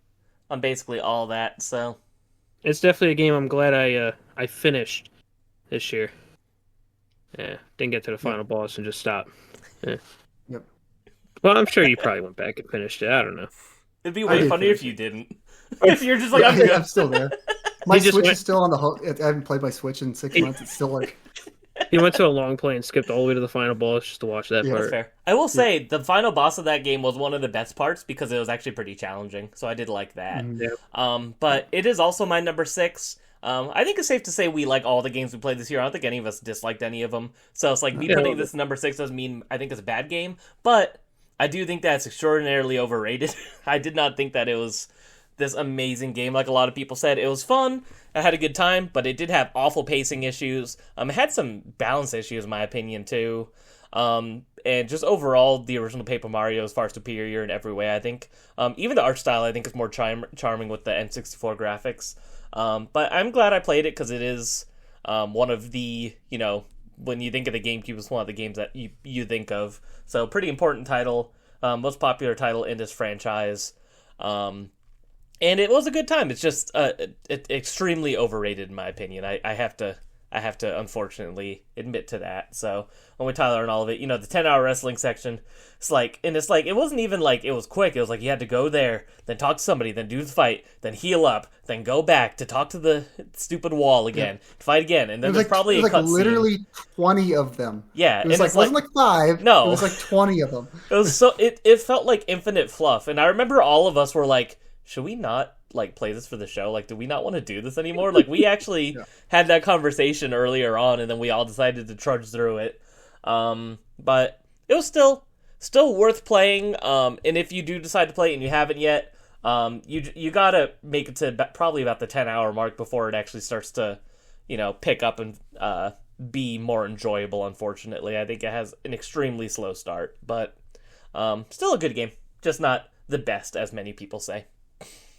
Yeah. Number 5, Zach? It is my number 5. Paper Mario is my number 5. And to echo what you said, I also agree. I think the game is extremely overrated. I think this must have just been one of those games that everyone played when they were 10 and they swear it's the best game in the world. Mm-hmm. And it was, like you said, it's still a good game. I would put the game. I have my list up here. I think I gave it somewhere between like a 7.5 or an 8 or something like that. I still enjoy it. I wonder how much I'd enjoy if you just pluck out that one section of the game and just don't do that part. It was brutal. Yeah, it was brutal. It really soured my perspective on that game for a while. I did really like some of the music, the Great Tree music in Chapter 2. I love that song. Mm-hmm. It's on all my random Nintendo music playlists. That song's awesome. So hearing that song was really got me in the mood, and I was enjoying that. And then you just immediately go to the worst part of the game and deal with that for longer than the rest of the game up until that point. Yeah, I definitely remember that being the longest section of the game too. Yeah, it was brutal, but it kind of clouds the rest of my memory of the game because when I try to think back to it, all I can think of is that damn wrestling ring. But it's still a fun game. I've said it multiple times that I prefer the Mario and Luigi combat over Paper Mario combat. So I'm already I wouldn't say lukewarm. I'm already like not a super huge fan of Paper Mario Combat as it is, and then add that on the fact that like I struggled through the actual narrative in that one part. Like the pacing was rough. The rest of the game's better. If you can get to that, you'll have a good time. And like all Mario RPGs, did have a very good sense of humor too. I always love a good game that It is can a make funny me laugh. game. It is a funny game for sure. Tyler, what's your All number right. 5? My number 5, Clock Tower. Clock Tower, really like the aesthetic of the game. I mean, I don't know how much I can say about a point and click, but so it was my first like really like point and click kind of like game to begin with. So it was a pretty cool entry to the genre. Just really enjoyed it. The story, getting chased by the Scissor Man in every hallway, unlike Craig. And some of those freaking encounters, dude, he would not leave me alone. I'd be like, all right, I got to go to this hallway, and oh, there he is again. And then I got to go into this bathroom. Oh, there he is behind the curtain. Oh, I got to go over here. And dude, he was just everywhere. But I feel like the first I did, I think 3 endings as well. And the first one I went for was like the best ending per se, where everybody saved or whatever. And yeah, that was pretty fun. Except for when I got to the end and I had no clue what I was supposed to do and couldn't take the elevator or whatever. I was like, Craig, what am I supposed to do? Craig, did I fuck up? Did I? Yeah, he thought he soft locked himself. Yeah, and I was like, no. And then he was like, oh no, the guy just doesn't tell you to do this. And I was like, oh, okay. Yeah, I think we used a similar guide for the best ending. Yeah, Clock Tower's pretty good. I mean, it's kind of sucks and unfortunate that the Rewind one came out like, what, the day after we recorded? Yeah. Well, I think Or it came the out like after on podcast Halloween, came out? didn't it? Was Something it like like on that. Halloween or Yeah. 30th or something like that? Mhm. It was like the day after our episode came out. We're like, well, Yeah, because originally we thought that it came out before we were doing Yeah. that episode, so our planning was just wrong. But I kind of like playing the original sometimes. And then, I mean, really, the remake is the original, just with, like, kind of like the save states and different things like that. So, yeah. my number 5, I'm sorry, Tyler, you'll probably be upset with me, but it's Ape Escape. I still really like Ape Escape. Aesthetically it's great. The super wild drum and bass soundtrack is super cool and funky, and I love the music in that game. I love those chunky PS1 models. I think they're so fun. I still think controlling the tank and the rowboat is the worst thing in the entire world. One of the worst experiences I've ever rowboat, had man. playing a video game. The fucking rowboat. But Something like the Ape Escape super fun. I love how weird and quirky the controls are. I think it really works for the game. I love that every monkey has a name and a little descriptor that you could go look at in your little Monkeypedia. It's very funny, very cute game. It would be amazing if they brought Ape Escape back in some way in modern day Sony. They never will, but I mean, if we could get like an Ape Escape 4 or something, man. it'd be awesome. But yeah, I really enjoyed Ape Escape. I did not, unfortunately, that and Ocarina of Time, I both didn't actually replay for the show because I just didn't have time. But I remember them well enough to talk about them, and shout out to Ape Escape. Like I said, I always feel bad when I do lists, and it's like, it seems like the ones on the bottom half you don't like automatically because they're on the bottom half, but I do love all the games that we played this year, so. It's just, the 6 games we played for the show have all been fantastic games, so. Yeah. Zach, Yeah. number 5? Or number 4 for you? my number 4 is Ape Escape. All right. I did enjoy it a whole lot. I'm glad I had the physical now. I just remembered I made a video on Ape Escape after I finished it. I did a review. I talked about the stupid rowboat. I just looked. Someone commented, "Don't rotate the sticks on the boat. Just push them forward." And I said, "Thanks for the tip, but I don't think that works." Because I think sure it I does. think I Try tried that that. He says it's literally a game changer, and like, I don't remember. I don't think that works because I don't know. But the rowboat wasn't that big part of the game, but it did bother me. Ape Escape was fun. I was surprised at how much I liked it. I didn't think I was going to like it that much. I really liked the freaking whirly jump helicopter thing you get. Oh, yeah. That was really fun. It's basically just like a better jump. Yeah, all the little gadgets were neat. I played it all on my PlayStation Portal, which is a cool experience. I felt like I was playing on like a. That was right when I got my Portal, or right when I started really using my Portal. Was when I played that, so it was just a cool experience overall, outside of the game itself. Yeah, I would like to play the other games in the series eventually, and I hope we get a new one. I grew up with Ape Escape 3, and I remember it being phenomenal. So, but I don't think they've ever re-released that one. So, Surprisingly, I never played 3. because 2's on PSN, right? Yeah, Yeah, but not 3 it's for some on reason. PSN, but it's the PAL version, so they all have European accents. Disgusting. I refuse. And his name, well, it's a different character overall, but like, it's like Kataru or something like that. Yeah, I always thought Like- it was fascinating that they localized those games twice when they didn't have to. Very strange. Yeah. So, It's Tyler, actually called Ape Escape, isn't it? isn't it? isn't it? Oi! So I gotta go back and look at my list. All right, that's what I thought it was. Okay. Okay, so now, Craig, you said that I was gonna hurt your feelings, yada yada. Well, you hurt mine, but now I'm gonna hurt yours. Number 4, Persona 3 Reload. It was a great game, but like Craig said, we played a lot of. He's dead now. I own this show. Oh yeah, that's even on the teleprompter. Damn, this was scripted. Pause for laughter. Oh, sorry, let's just read that. But yeah, like Craig said, we played a lot of fantastic games. This was also a fantastic one, but we also played 3 other games that I feel were a little better. These fellas already disagree with me on one of them, but but yeah, Persona 3 Reload, it was really good. I mentioned it earlier. Yeah. Persona 3. All right, Craig, number All 4. right. My number 4 is Clock Tower. Really, like I already talked about it earlier when I was talking about retro games we played, and then you mentioned it earlier. I got the perfect run, had no problems. Scissorman didn't even know I existed. I was actually the one just, I was living in that mansion rent free. It was fantastic. But very good. It's not much else I could say about it that I haven't already said. But I really want to experience the other Clock Tower games now, which I've been told aren't that good, but I don't really care. So I just Yeah, I want to play the other ones as well. yeah, I almost had a heart attack when I was in Arizona the other day because they had Clock Tower 2 at a store and it was only $180, and that's like a $400 game if I remember right, but it was a repro case. So I was really sad because I would have bought that in a heartbeat. I'm like, that's the kind of deal where it's like whatever, it's going on the credit card. So because you don't find that kind of deal. But yeah, Clock Tower, fantastic. What is the name of the movie for it? Do either of you guys remember? I wanted to shout out the movie it was based on too. Texas Chainsaw Massacre. Close. I think it was like Isn't it like Phenomena? Or yes, I am pretty sure that's it. Let me see. I'm looking at my letterbox right now because I'm a cinephile, as they say. Extraterrestrial. Yes, it is Phenomena from 1985, starring Jennifer Connelly. So Jennifer Lopez. just remember, Jennifer Connelly is the main character of Clock Tower, which is kind of funny. So Clock Shout out Tower, to Jennifer. my number 4. All right, Zach, number 3.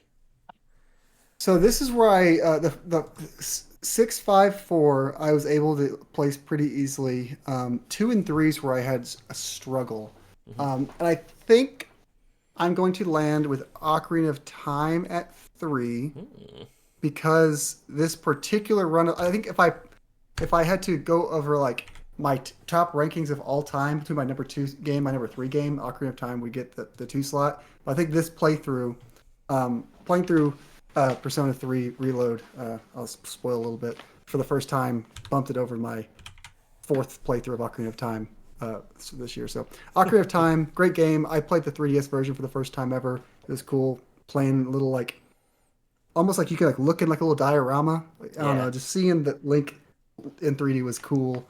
Because I didn't have a 3DS for the longest time. I had a 2DS, the Doorstopper.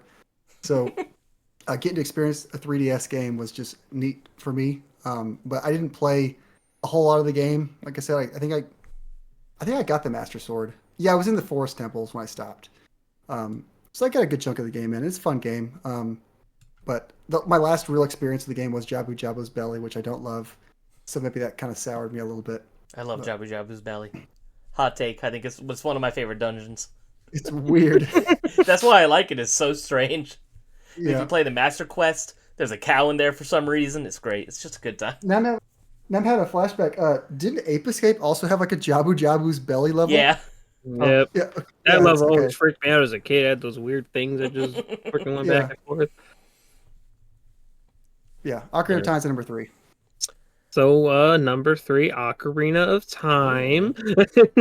That's where it is on my list.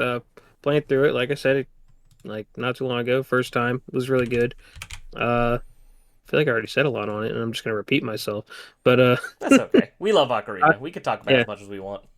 Ocarina was good. Ocarina was good. That's also my number 3. So it's kind of funny, all of us in agreement here.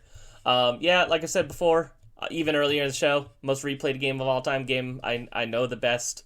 I always have a blast. It never gets old. It's timeless. Fantastic music. It's dungeons. I will say, since you brought up the 3DS version, it's worth playing both, Tyler. I definitely think you should play the 3DS version eventually. And it is really cool because the 3DS version took an art direction where they modeled everything based off of like the key art and promotional art from back in the day. So it looks really cool to see like that art style brought to life. Opposed to how, it's like you look at adult Link in the N64 and he has those little bug eyes. So it's just very different and interesting. Totally It's different very direction. funky. I will say though, the atmosphere during the final boss fight with Ganon is so much better on the N64 version. The lighting and everything is just way cooler. Because you could like see him in the 3DS version, and part of what made it so cool in the N64 version is like you couldn't see what he looked like until the lightning flashed, and you're like, oh shit, this is the Pigman. Yeah. So, but yeah, shout out to that. One of the most epic final bosses of all time. Just one of the best games of all time. It's tough because I don't know. Bongo was better though. Yes, Bongo Bongo is goated for sure. So, all great bosses, everything about it. It's like I don't even know why. It's like Ocarina of Time is like not a top 10 game of all time for me, and I don't know why it is. I couldn't even tell you. It probably is, and I just can't decide on where it goes. Yeah. So I think that's why I don't even exclude it, and I just put it in my top 20. Same with Majora's Mask, but I will never get tired of Ocarina. It's always going to be one of the all-time greats. So shout out. Number 2, Zach. Already kind of spoiled it. It is Persona 3 Reload. Mm-hmm. I really did enjoy the game once I got the ball rolling. I think the problems I had with the game really stemmed was from how I was playing it. It wasn't like my main focus. I wasn't putting a lot of time into it. I was like playing like an hour every couple days, and that wasn't going to get me through the game. It felt like it was dragging because of that. But once I really like put the pedal to the metal in that game and got to the back half, it really was a great game, and I do look fondly back on the battle system and the characters, and I do want to play the DLC eventually. But, Yeah, I'm still slacking on that too, honestly. So I need to get to it. Tyler, number 2. Number 2 is Ape Escape for me. It's a game that one of those games where I played it as a kid and it was great, and the nostalgia glasses, it's still great. So, well, at least to me, Some people may have their opinions, but I like it. Ape Escape, all the. Well, I lost my train of thought. Okay. you're going to talk about the rowboat a lot. Yeah, Like so how- the rowboat. The rowboat is sorry, my teleprompter froze. So the rowboat, it was Stalling for time as it catches up. like I said, the rowboat, that's probably the worst thing in the game. But now I kind of want to go back and try to push the sticks forward to see if that even works. I feel like I would have done that already, but Yeah. I don't know. But yeah, that series, the second one, I feel like is even better. Like it improves on a lot of stuff and adds a lot more to it. Third one, I definitely got to play. Yeah, just a great series overall. One Sony needs to bring back, and seeing them have a whole level for it in Astrobot was fantastic. Spoilers. That was a fun level, though. I'm just kidding. Yeah. You're fine. I was about to say, everybody should know that now. Yeah, it's fine. That's a great time. My number 2, Sonic Adventure. So, absolutely love Sonic Adventure. Top 10 game of all time for me. I don't know. I just don't know what to say. I'll always think that it has the edge over Sonic Adventure 2, which I know is a lot of people's favorite. But I just think that a lot of the levels and the movement, the levels I think are more memorable. The music I think is a little bit more memorable overall. I like the physics and movement of Sonic Adventure 1 better. I like all the different characters and the different intertwining stories. I think is fun and creative. It's some of my earliest gaming memories are with Sonic Adventure, so I definitely have some biases. But another one where fantastic final boss fight, so epic, so fun, such a great time. E102 Gamma, one of the best stories ever told in Sonic. So shout out to Sonic Adventure. Yep, Sonic Adventure is my number one. Woo! I don't think the vibes of Emerald Coast can be matched when you just go there the first time. It's just so good. Running around Station Square, even though I know where to go, it's just fun to run around. I like just doing a little spin dash and just like jumping up in the air and going like crazy because the physics system in the game is bonkers. Ready? Go. Yeah. Yeah. The train departing for Mystic Ruins will be departing soon. Like I feel like I could hear that every day. I know for the there's rest so of my many life. random things. Get a load of this! Yeah. Up and down and all around. Oh no. Oh Oh no. Classics. Yeah, so many good little voice clips. But yeah, I love that game. It's funny. I've never gotten super into the Chow Garden in Sonic Adventure 1 because I Me always did neither. it in Sonic Adventure 2. That's where I really got into Chows. Same.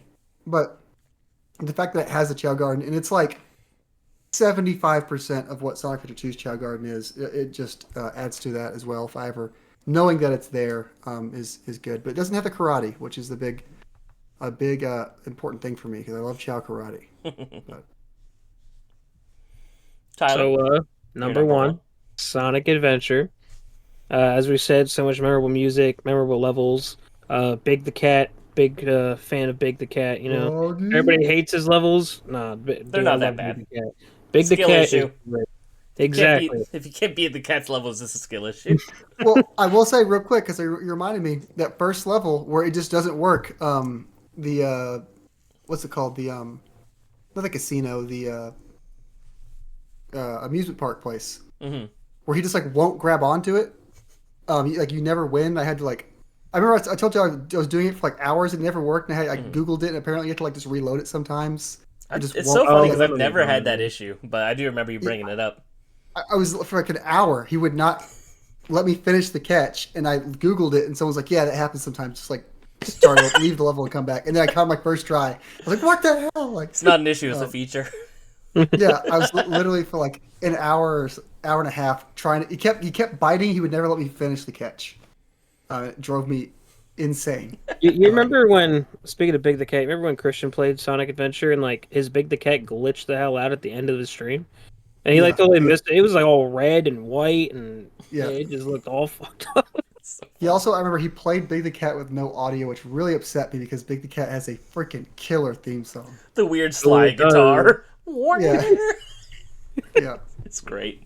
Like a sunny day. Oh, man. Big the Cat. I can't wait till they add him in the Sonic universe for the movie. I'm ready. It gotta happen one day, dude. He needs his own Paramount show like Knuckles.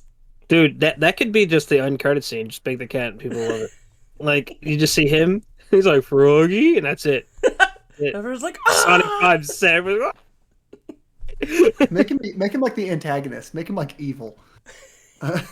So Evil Big the Cat. It's like a misunderstanding or something. The whole thing they're going. It's like a after Jar Big the Jar Cat. Binks situation. He was supposed to be the bad guy originally, and they changed it. Yeah. Man. But yeah, Sonic Adventure, great game. Better than Mario 64. My number one. My number one, Persona 3. I think we've said all there is to say at this point, but obviously going to be my number 3. So, or my number one, not my number 3. Persona 3 is my number 1. 3, So. Persona 3. No? Exactly. Just destroy the score chart I made. No big deal.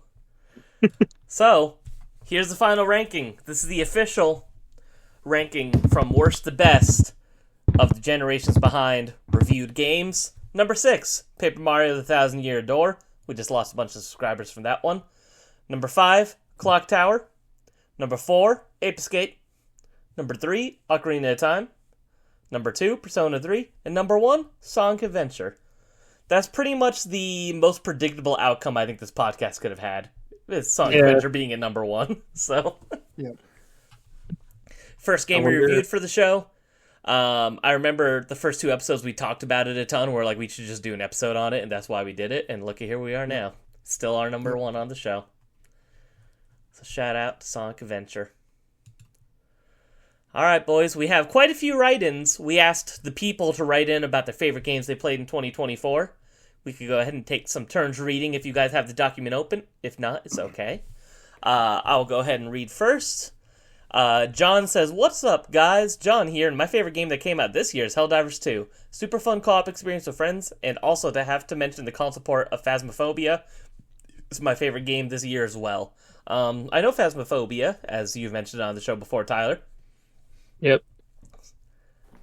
Anyone else have the document open? Anyone else want to read something? I do.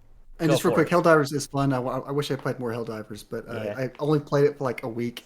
And I enjoyed it, but I Yeah. never like... I feel Put a like lot I of missed time out on it. Like, I feel like it'd be pointless for me to pick it up now because most people aren't playing it anymore. But Yeah, it you seemed gotta like a play good it Came time. out with that, they just came out with that big update. True. So Yeah, maybe but- if you guys would be down, I would try it out. But I think I'd rather just play Marvel Rivals. Zach, you want to go next for me? Sure, I'll go. Okay. Mr. Bird Dog Gaming says, Final Fantasy VII was pretty great. I'm glad I experienced it. Okami is a really fun time. Dreamcast version of Rayman 2 goes hard. Bloodstained Curse of the Moon 2 is an excellent game, and Dokapon Kingdom is super good. Bird Dog Gaming. Mhm. Dokapon Kingdom, he talked about that in their, they did a podcast, him and Hannah. That game sounds... I still don't understand what that game is. I It know, sounds insane. I know, I want to play it but- so bad. But it sounds really interesting. Like a multiplayer RPG in general just sounds like a weird experience. Yeah, I would love to Um, play it. where you like, share a playthrough like that. But, Definitely seems like the kind of game you want to play with other people. So, yep. doesn't I seem like asked a him game about you it. want to solo. I asked him that. And he's like, "Yeah, don't play it by yourself." So, And I'm glad he played Final Fantasy VII, one of my Yep. favorite games of all time, too. I definitely want to jump on the Okami train with the sequel finally coming out. So I still I gotta went play to it, go too. buy it, and it turns out I already own it on PS4 digitally. So I didn't even know I owned it. So yeah, I picked up the PS4 version of Okami. I played through like the first half of it. It was really good. I just it kind of I didn't stop because I wasn't enjoying it. I stopped because I was playing other new games. the reason I've held off on it for so long is because I've been told that it's like a 40-hour game, and I'm like, that seems way too long for the kind of game that it is. But maybe Yep. it'll be so fun that I won't ever want it to end. Who knows? It was longer than I expected for sure. Mhm. Even though I only played like half of it, but still. Yeah. Haven't played Bloodstained, Curse of the Moon. I need to play that, but the first one was great. And then Dreamcast version of Rayman 2 does go pretty damn hard. So shout out to Rayman 2. Tyler, would you like to go next? We got Archbishop Teller suit. Really enjoyed deck builder games such as Inscription and Monster Train, and put an unhealthy amount of hours into Slay the Spire and Balatro. Shout out to Balatro. We all So lost good. a lot of time to that. I have heard great things about Slay the Spire as well. I don't really know anything about it. I just know people love it. I've heard good things about Slay the Spire, Monster Train, and Inscription. Inscription's a game I played on my laptop for a few hours, and then I decided I didn't like playing it on my laptop. But now that I have the Steam Deck, I think I'm going to jump back in on the Steam Deck and try it again. Because that was a neat game. Hell yeah. Next up, this is Patrick. My favorite game of 2024 is Final Fantasy VII Rebirth. I love how they made the open world feel so full, and I'm very intrigued over the slight changes/additions to the story. Plus, it won me a free dinner, asked Tyler. Close second with Astrobot, a wonderful and nostalgic platformer that hit in all the right places. So, Tyler, why'd you have to buy him a dinner? So this was his first bet he won against me, and we always bet on dinner for something. Like, let it be. Like, the first thing was something about Zelda Tears of the Kingdom coming out on Switch 2, something like that. I was like, nah, and he was like, yeah, and it didn't, and yeah. But, so this one, because of a very famous thing that happens at the end of Rebirth, well, in Final Fantasy VII, y'all know what I'm talking about. I voted for the opposite. He was like, nah, it's gonna be this. And I was like, maybe something else, and I lost. So, Oof. yeah. Yeah, the So- Cloud Barrett kiss scene was great. They included that in the... It's extraordinarily. I really like, didn't think they would keep that, but It was they did, really so I horny. lost I can't that. believe how hard they Yeah, went on that. they made it way hornier than it was. Zoomed in on their tongues and everything. It was wild. Yeah. It was a rhythm game too. You had to like time everything with the button presses. Yeah. Yeah. It was like the X and O type thing, X, X, Yeah. O, X, Yeah. X, X. I was doing quarter circles with the right stick. Yeah. Jesus Christ. And then like even you had to like do both of them at the same time, kind of like the Robot and Ape Escape, but a little better. So Yeah, like, it made more sense. You could really feel the pressure of the DualSense triggers as you're squeezing Barrett's Yeah. right butt cheek. Yeah. Uh, oh man, If we Yeah. weren't monetized yet, we definitely won't ever be monetized now, so that's fine. Zach, you want to go ahead and read the last one? yes. Let's see here. Jason says, Happy New Year's, guys. Jason here, and here's a few of my favorite games I played in 2024. Now, not all the games on my list came out in 2024, but I finally got around to playing them in 2024. First up, Prince of Persia: The Lost Crown, a very good Metroidvania that I believe didn't get enough credit and a lot of people passed on. Next, Dave the Diver, a fun indie game that mixes deep sea adventure while running a restaurant. Who knew that combination would work? Up next, Squirrel with a Gun, another indie game, but who knew a game that looks like a meme could also be so much fun at the same time? Another game would be Sea of Stars, a great pixel art RPG that's inspired by the games from the 16-bit generation. Next, for my last game, so not to make this too long, is Mario and Luigi Brothership, another really fun RPG that we haven't seen an original release of and not a remake since 2015. And no, Zach, the game is not too long. I'm about 45 hours. I'm about 45 hours in. Of course, I'm also going for 100% completion and loving every minute of it. A quick shout out to a couple more games: Terra Memoria, Born of Bread, Choo Choo Charles, Clive and Wrench, and Evil Wizard. You might be asking, wait, you didn't play one of the biggest games of the year? And yes, I didn't play the sequel to that remake game that none should speak of.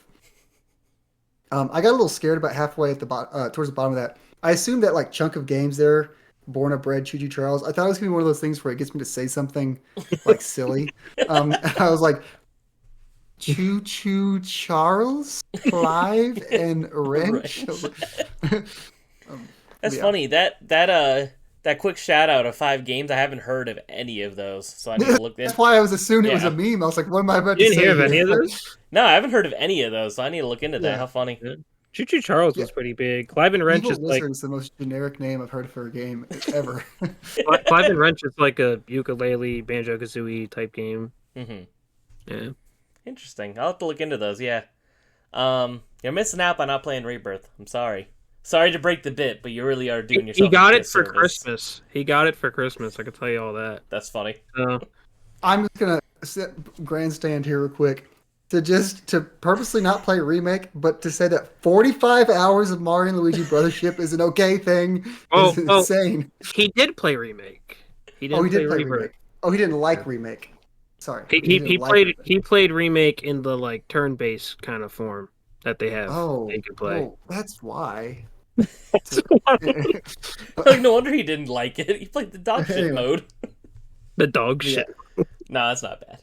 But it's not the way it's meant to be played, I don't think, really. I'll enjoy the Brothership remake where they trim off 50% of the game on the Switch 3.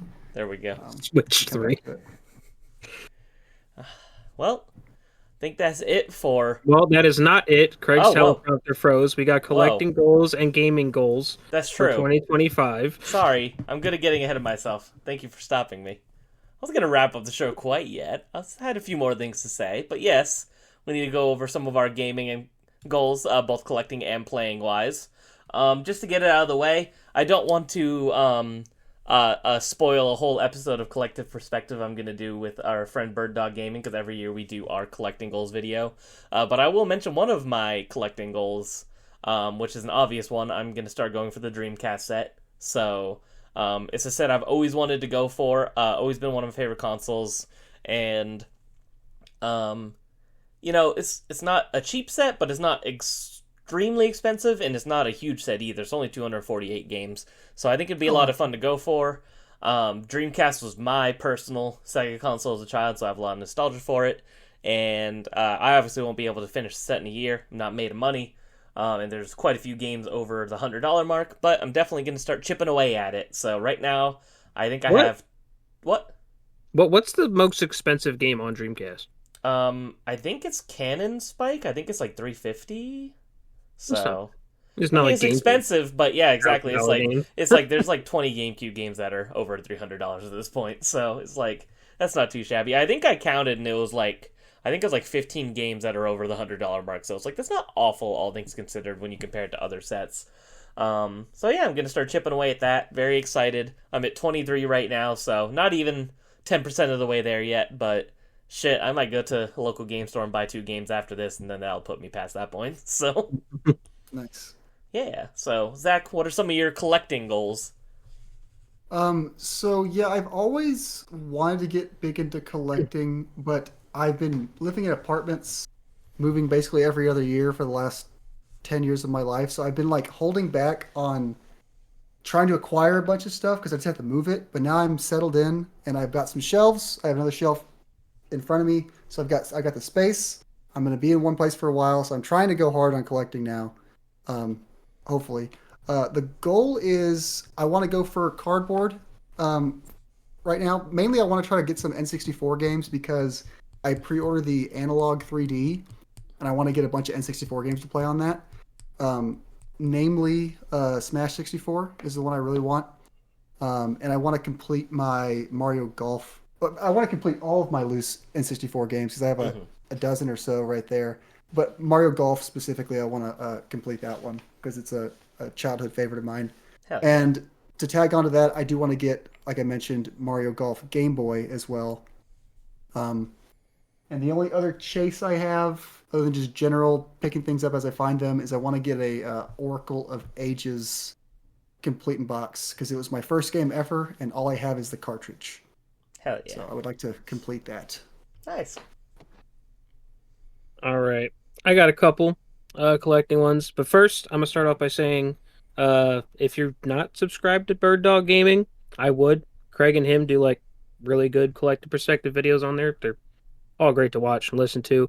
Thank you. Especially the only downside is that they don't know the value of Donkey Kong Jr. math. Go figure that one out. That was great. Ninja That was- 91. I don't know, $100, $6,000. Yeah, that was the most incredible L we've had on that show for sure. Yeah, when you guys and that was a live episode. So Yeah, when you guys did that, Yeah, I was we live streamed a game show where we guess the value of games, and I think we were off by a couple thousand on Donkey Kong Jr. Math. When they said it for Donkey Kong Jr. Math, I texted Zach. I was like, "Do you know what that's worth?" He was like, "No," and I told him. He was like, "Oh." Bonkers. But It's yeah, crazy. Bird Dog Gaming, great content overall. Go subscribe if you're not. I know a lot of you probably are, but the ones that aren't, go sub. Yeah. So now with my goals, I got a few I wrote down. Let's see how well I stick to them. Let me just pull up my list real quick. So, collecting goals, I want to collect at least 10 more N-Gage games. I would say try to finish the set since there's only like 25 more I need, but N-Gage games are extremely hard to find, and it's just a matter of waiting on a save search on eBay to find them. So, kind of stuck on that part. And then I want to complete 15 loose games from my collection. I just threw out a random number there. Like I have a bunch of loose N64, Super Nintendo, NES. Disgusting. Yeah. Loose cartridges are for chumps. And I also have like a CID or couple nothing. like, Game Boy Advance cartridges and stuff that I want to complete. So I collect loose GameCube. Just got a whole stack of GameCube. yeah, discs. I don't do that. That's a little weird. It'd be so funny. I should do the Dreamcast set loose. How funny would With that the be? loose Dreamcast. Dude, that'd make for a Put a great picture of it. Do you video. think anybody would be impressed, or would everyone just be disgusted? Dude, put a what video if you- of them on with the CD rings that are just stacked up. It's like a Dude, a- They'll have all the expensive ones like at the bottom. yeah. It's getting crushed. when you do that, or like just as like a gag, when you complete the Dreamcast set, just get like those blank cases Oh, and just put all the discs in there and just be like, all right, guys, I'm gonna show you my Dreamcast set.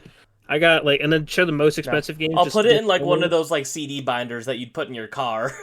Yeah. You see, we got these. Flip the page. We got these, and that's a That'd be complete set awesome. of Dreamcast game. You see JoJo's disc just fall out onto the floor. It's like, oh damn, that's fine. I'll pick it up. I can just burn one. Sure. So, but so yeah, I want to do that because that's always something I wanted to do. I haven't really put like much effort into it, but That's honestly one of the best ways to go about collecting if you already have cartridges, because it is usually going to be cheaper to get just box and manual. Piecing games together can save you a lot of money sometimes. another one I have I'm slowly working towards the full like mainline, well, kind of like all even the sub ones, the Pokemon set.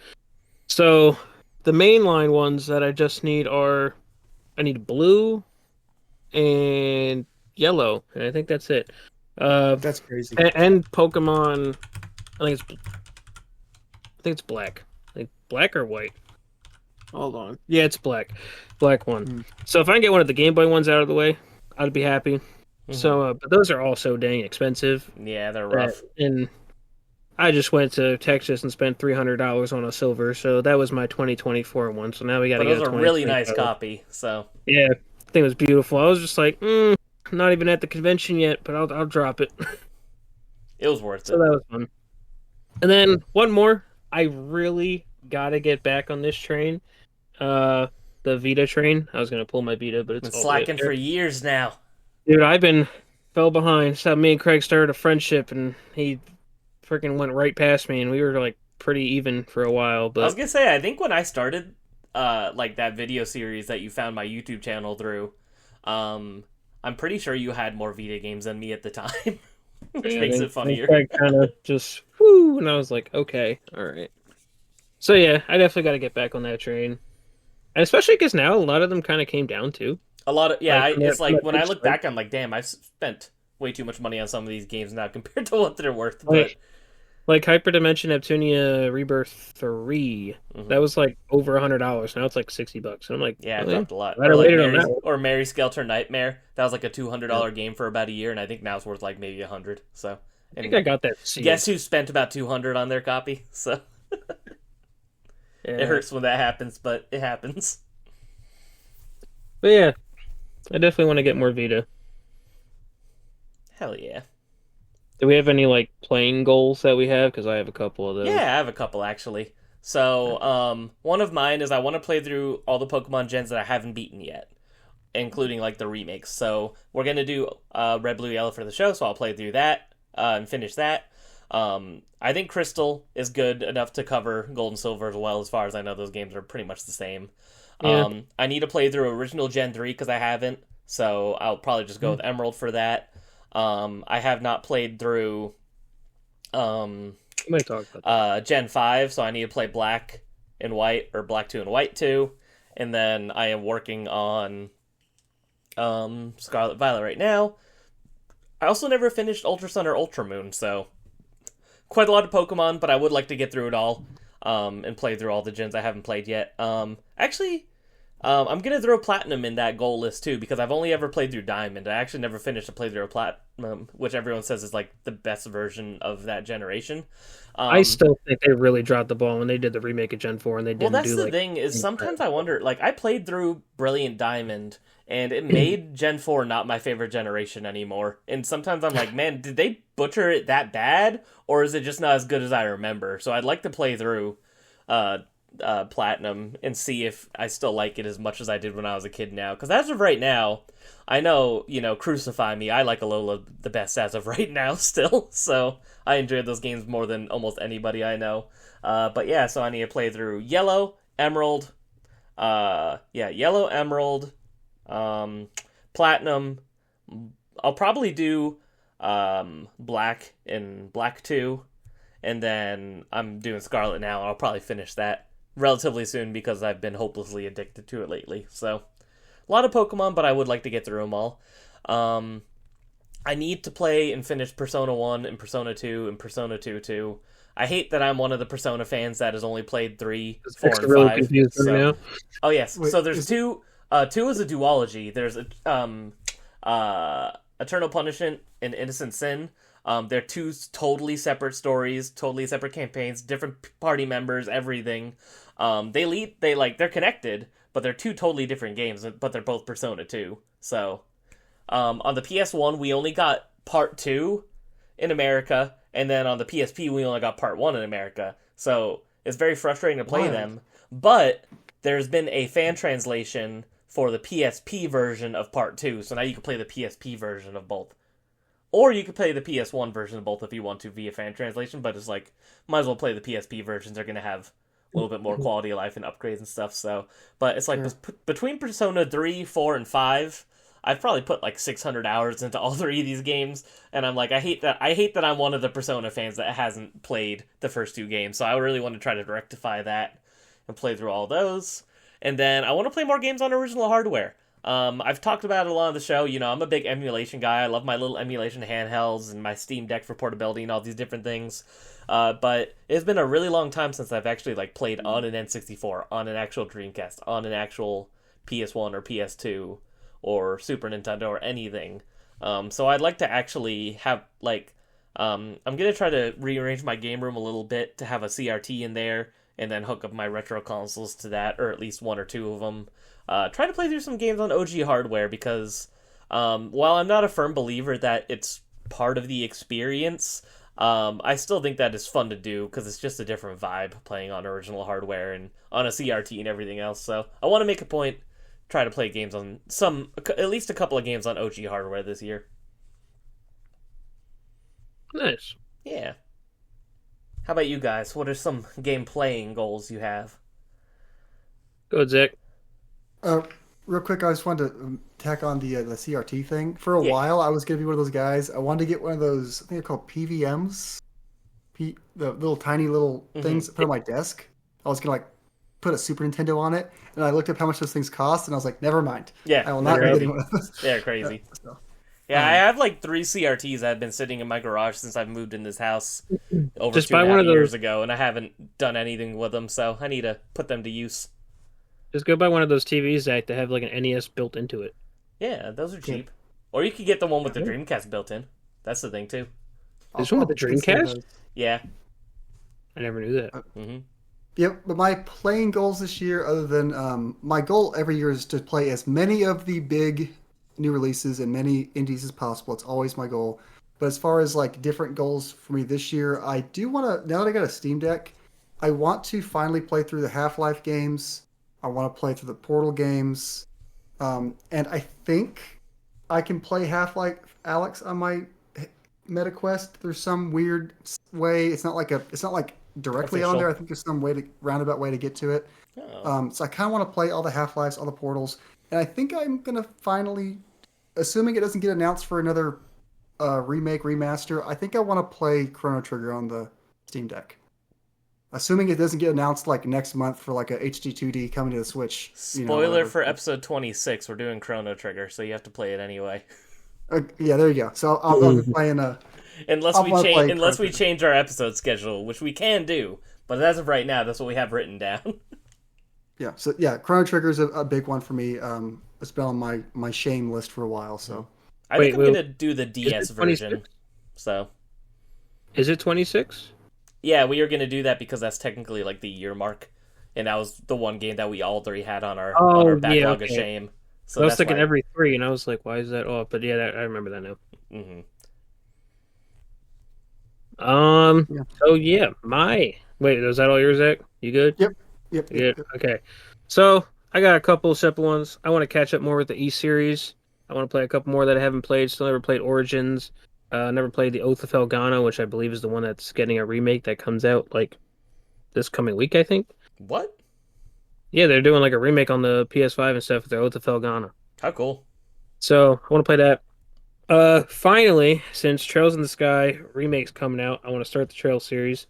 I don't know if it's gonna be a little difficult playing the remake and then going right down to like the original second, or if I'm just gonna wait for the remake. But well, if they do a remake for the second one, but I'm sure they probably will.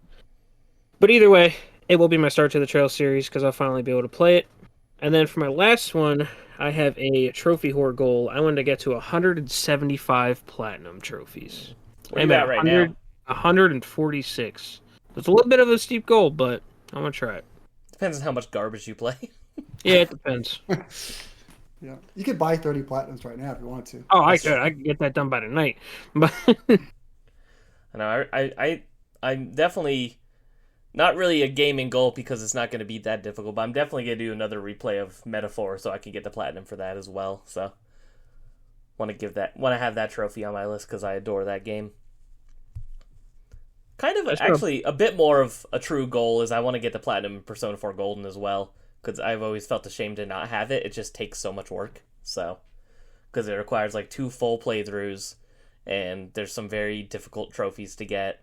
And I've already played the game twice, but because my Vita memory card died on me back in the day, I didn't have my New Game Plus saved for my new playthrough. More times? So yeah, so I had to play it at least one more time. So for me, it's 3 playthroughs at least, unfortunately, which is brutal. But Persona 4 is amazing, so it's okay. Are you taking out Metaphor right now? Oh, I was just looking at it. I definitely want to get around to it. Hell yeah, it's great. Just so I can hear that battle music, dude. Hey, it's so good. It's great. Well, boys, that was our 2024 in gaming. It was a good year for games. The most games I've ever played in a single year. I beat 60 games this year, which is absolutely bonkers. Granted, a lot of those games are on the shorter side, but I still played a lot of long games too, like Final Fantasy VII Rebirth, Persona 3, Persona 4, Metaphor, different things like that. So it's like, I didn't just play a bunch of short games. I played some pretty beefy ones as well. I don't think I'll ever play 60 games in 1 year again. It's a lot of games, so. I feel like this year I'm going to start tracking that. You should. It's fun. I never did that, so. Yeah, I've got a big spreadsheet now where I have every game I've beaten for the last 4 years. And, like, you know, it's fun to track, and, like, I'm going to make a graph of, like, I have graphs of, like, how many games I beat on each system every year, and how it changes and stuff like that. So hell yeah. Yeah, I started tracking it in 2019. So, and then in 2020 I started tracking the dates that I beat them as well. And then I have a master page with every game, the console I played it on, and then like a rating of 1 out of 5. So with half stars. So technically it's 1 out of 10. But I thought about writing like little reviews for everything too, but then it just becomes a lot of work. That's what I do, and this year I fell behind, and I need to make one of my things I gotta do today actually is type up one paragraph for like 30 games that I neglected to do. It's gonna go on one. This game good. Yeah, it was fun. It was bad. Music cool. Mm-hmm. And I know, Zach, you have a lot of content coming out on your channel soon about all the games you've played, so. Hopefully. Assuming I am actually productive today, I'm going to have an indie video going out. I was thinking about doing it today. I might just do it tomorrow morning. I feel like videos do better if you post them in the morning. I think so, too. So I'm just going to post it tomorrow morning, and then I have I'm going to make a Game of the Year video after that. I'm going to record a 2025 look-ahead video with Brendan and Craig. I still want to record that, like, Atlas is on a heater video with you at some point. Yeah, let me know. Or whatever. I'm always down to talk Atlas, so yeah, that'll be a good time. Tyler, when's your next video coming out? Now that you have a computer you could edit on. Yeah, dude. I just need I want to get like a ring light or something for the lighting, and then I'll pretty much be good. Nice. And then Very exciting. I got a couple ideas. Like I want to do my favorite pickups of 2024. Mm-hmm. I feel like that would be a pretty cool one. I got a couple others in the pipeline. See what happens. I'm working on my first scripted video that's going to be on the channel, which will be fun. And I have 2 strips going, but one of them's almost done. And I was telling Zach, I'm thinking about doing a video on my Pokemon binders if anyone is curious about my Pokemon cards. If you guys should do do that. that, let me know. I think that'd be fun. So awesome. But yeah, going to be a great year playing games, great year making podcasts, making content with the homies. We appreciate you guys listening to us. A lot of 2024 and into 2025. Episode 21, the Golden Axe trilogy. So make sure you go ahead and play some Golden Axe 1, 2, and 3 so you can talk about it with us on the show. Zach, goodbye. Goodbye. Tyler, take care. Take care. Happy New Year, everybody. Make sure you share the show with your grandma, your coworker, your friend. I'm sure they'd all love it. And we'll see you all in 2 weeks. See y'all then. Happy New Year.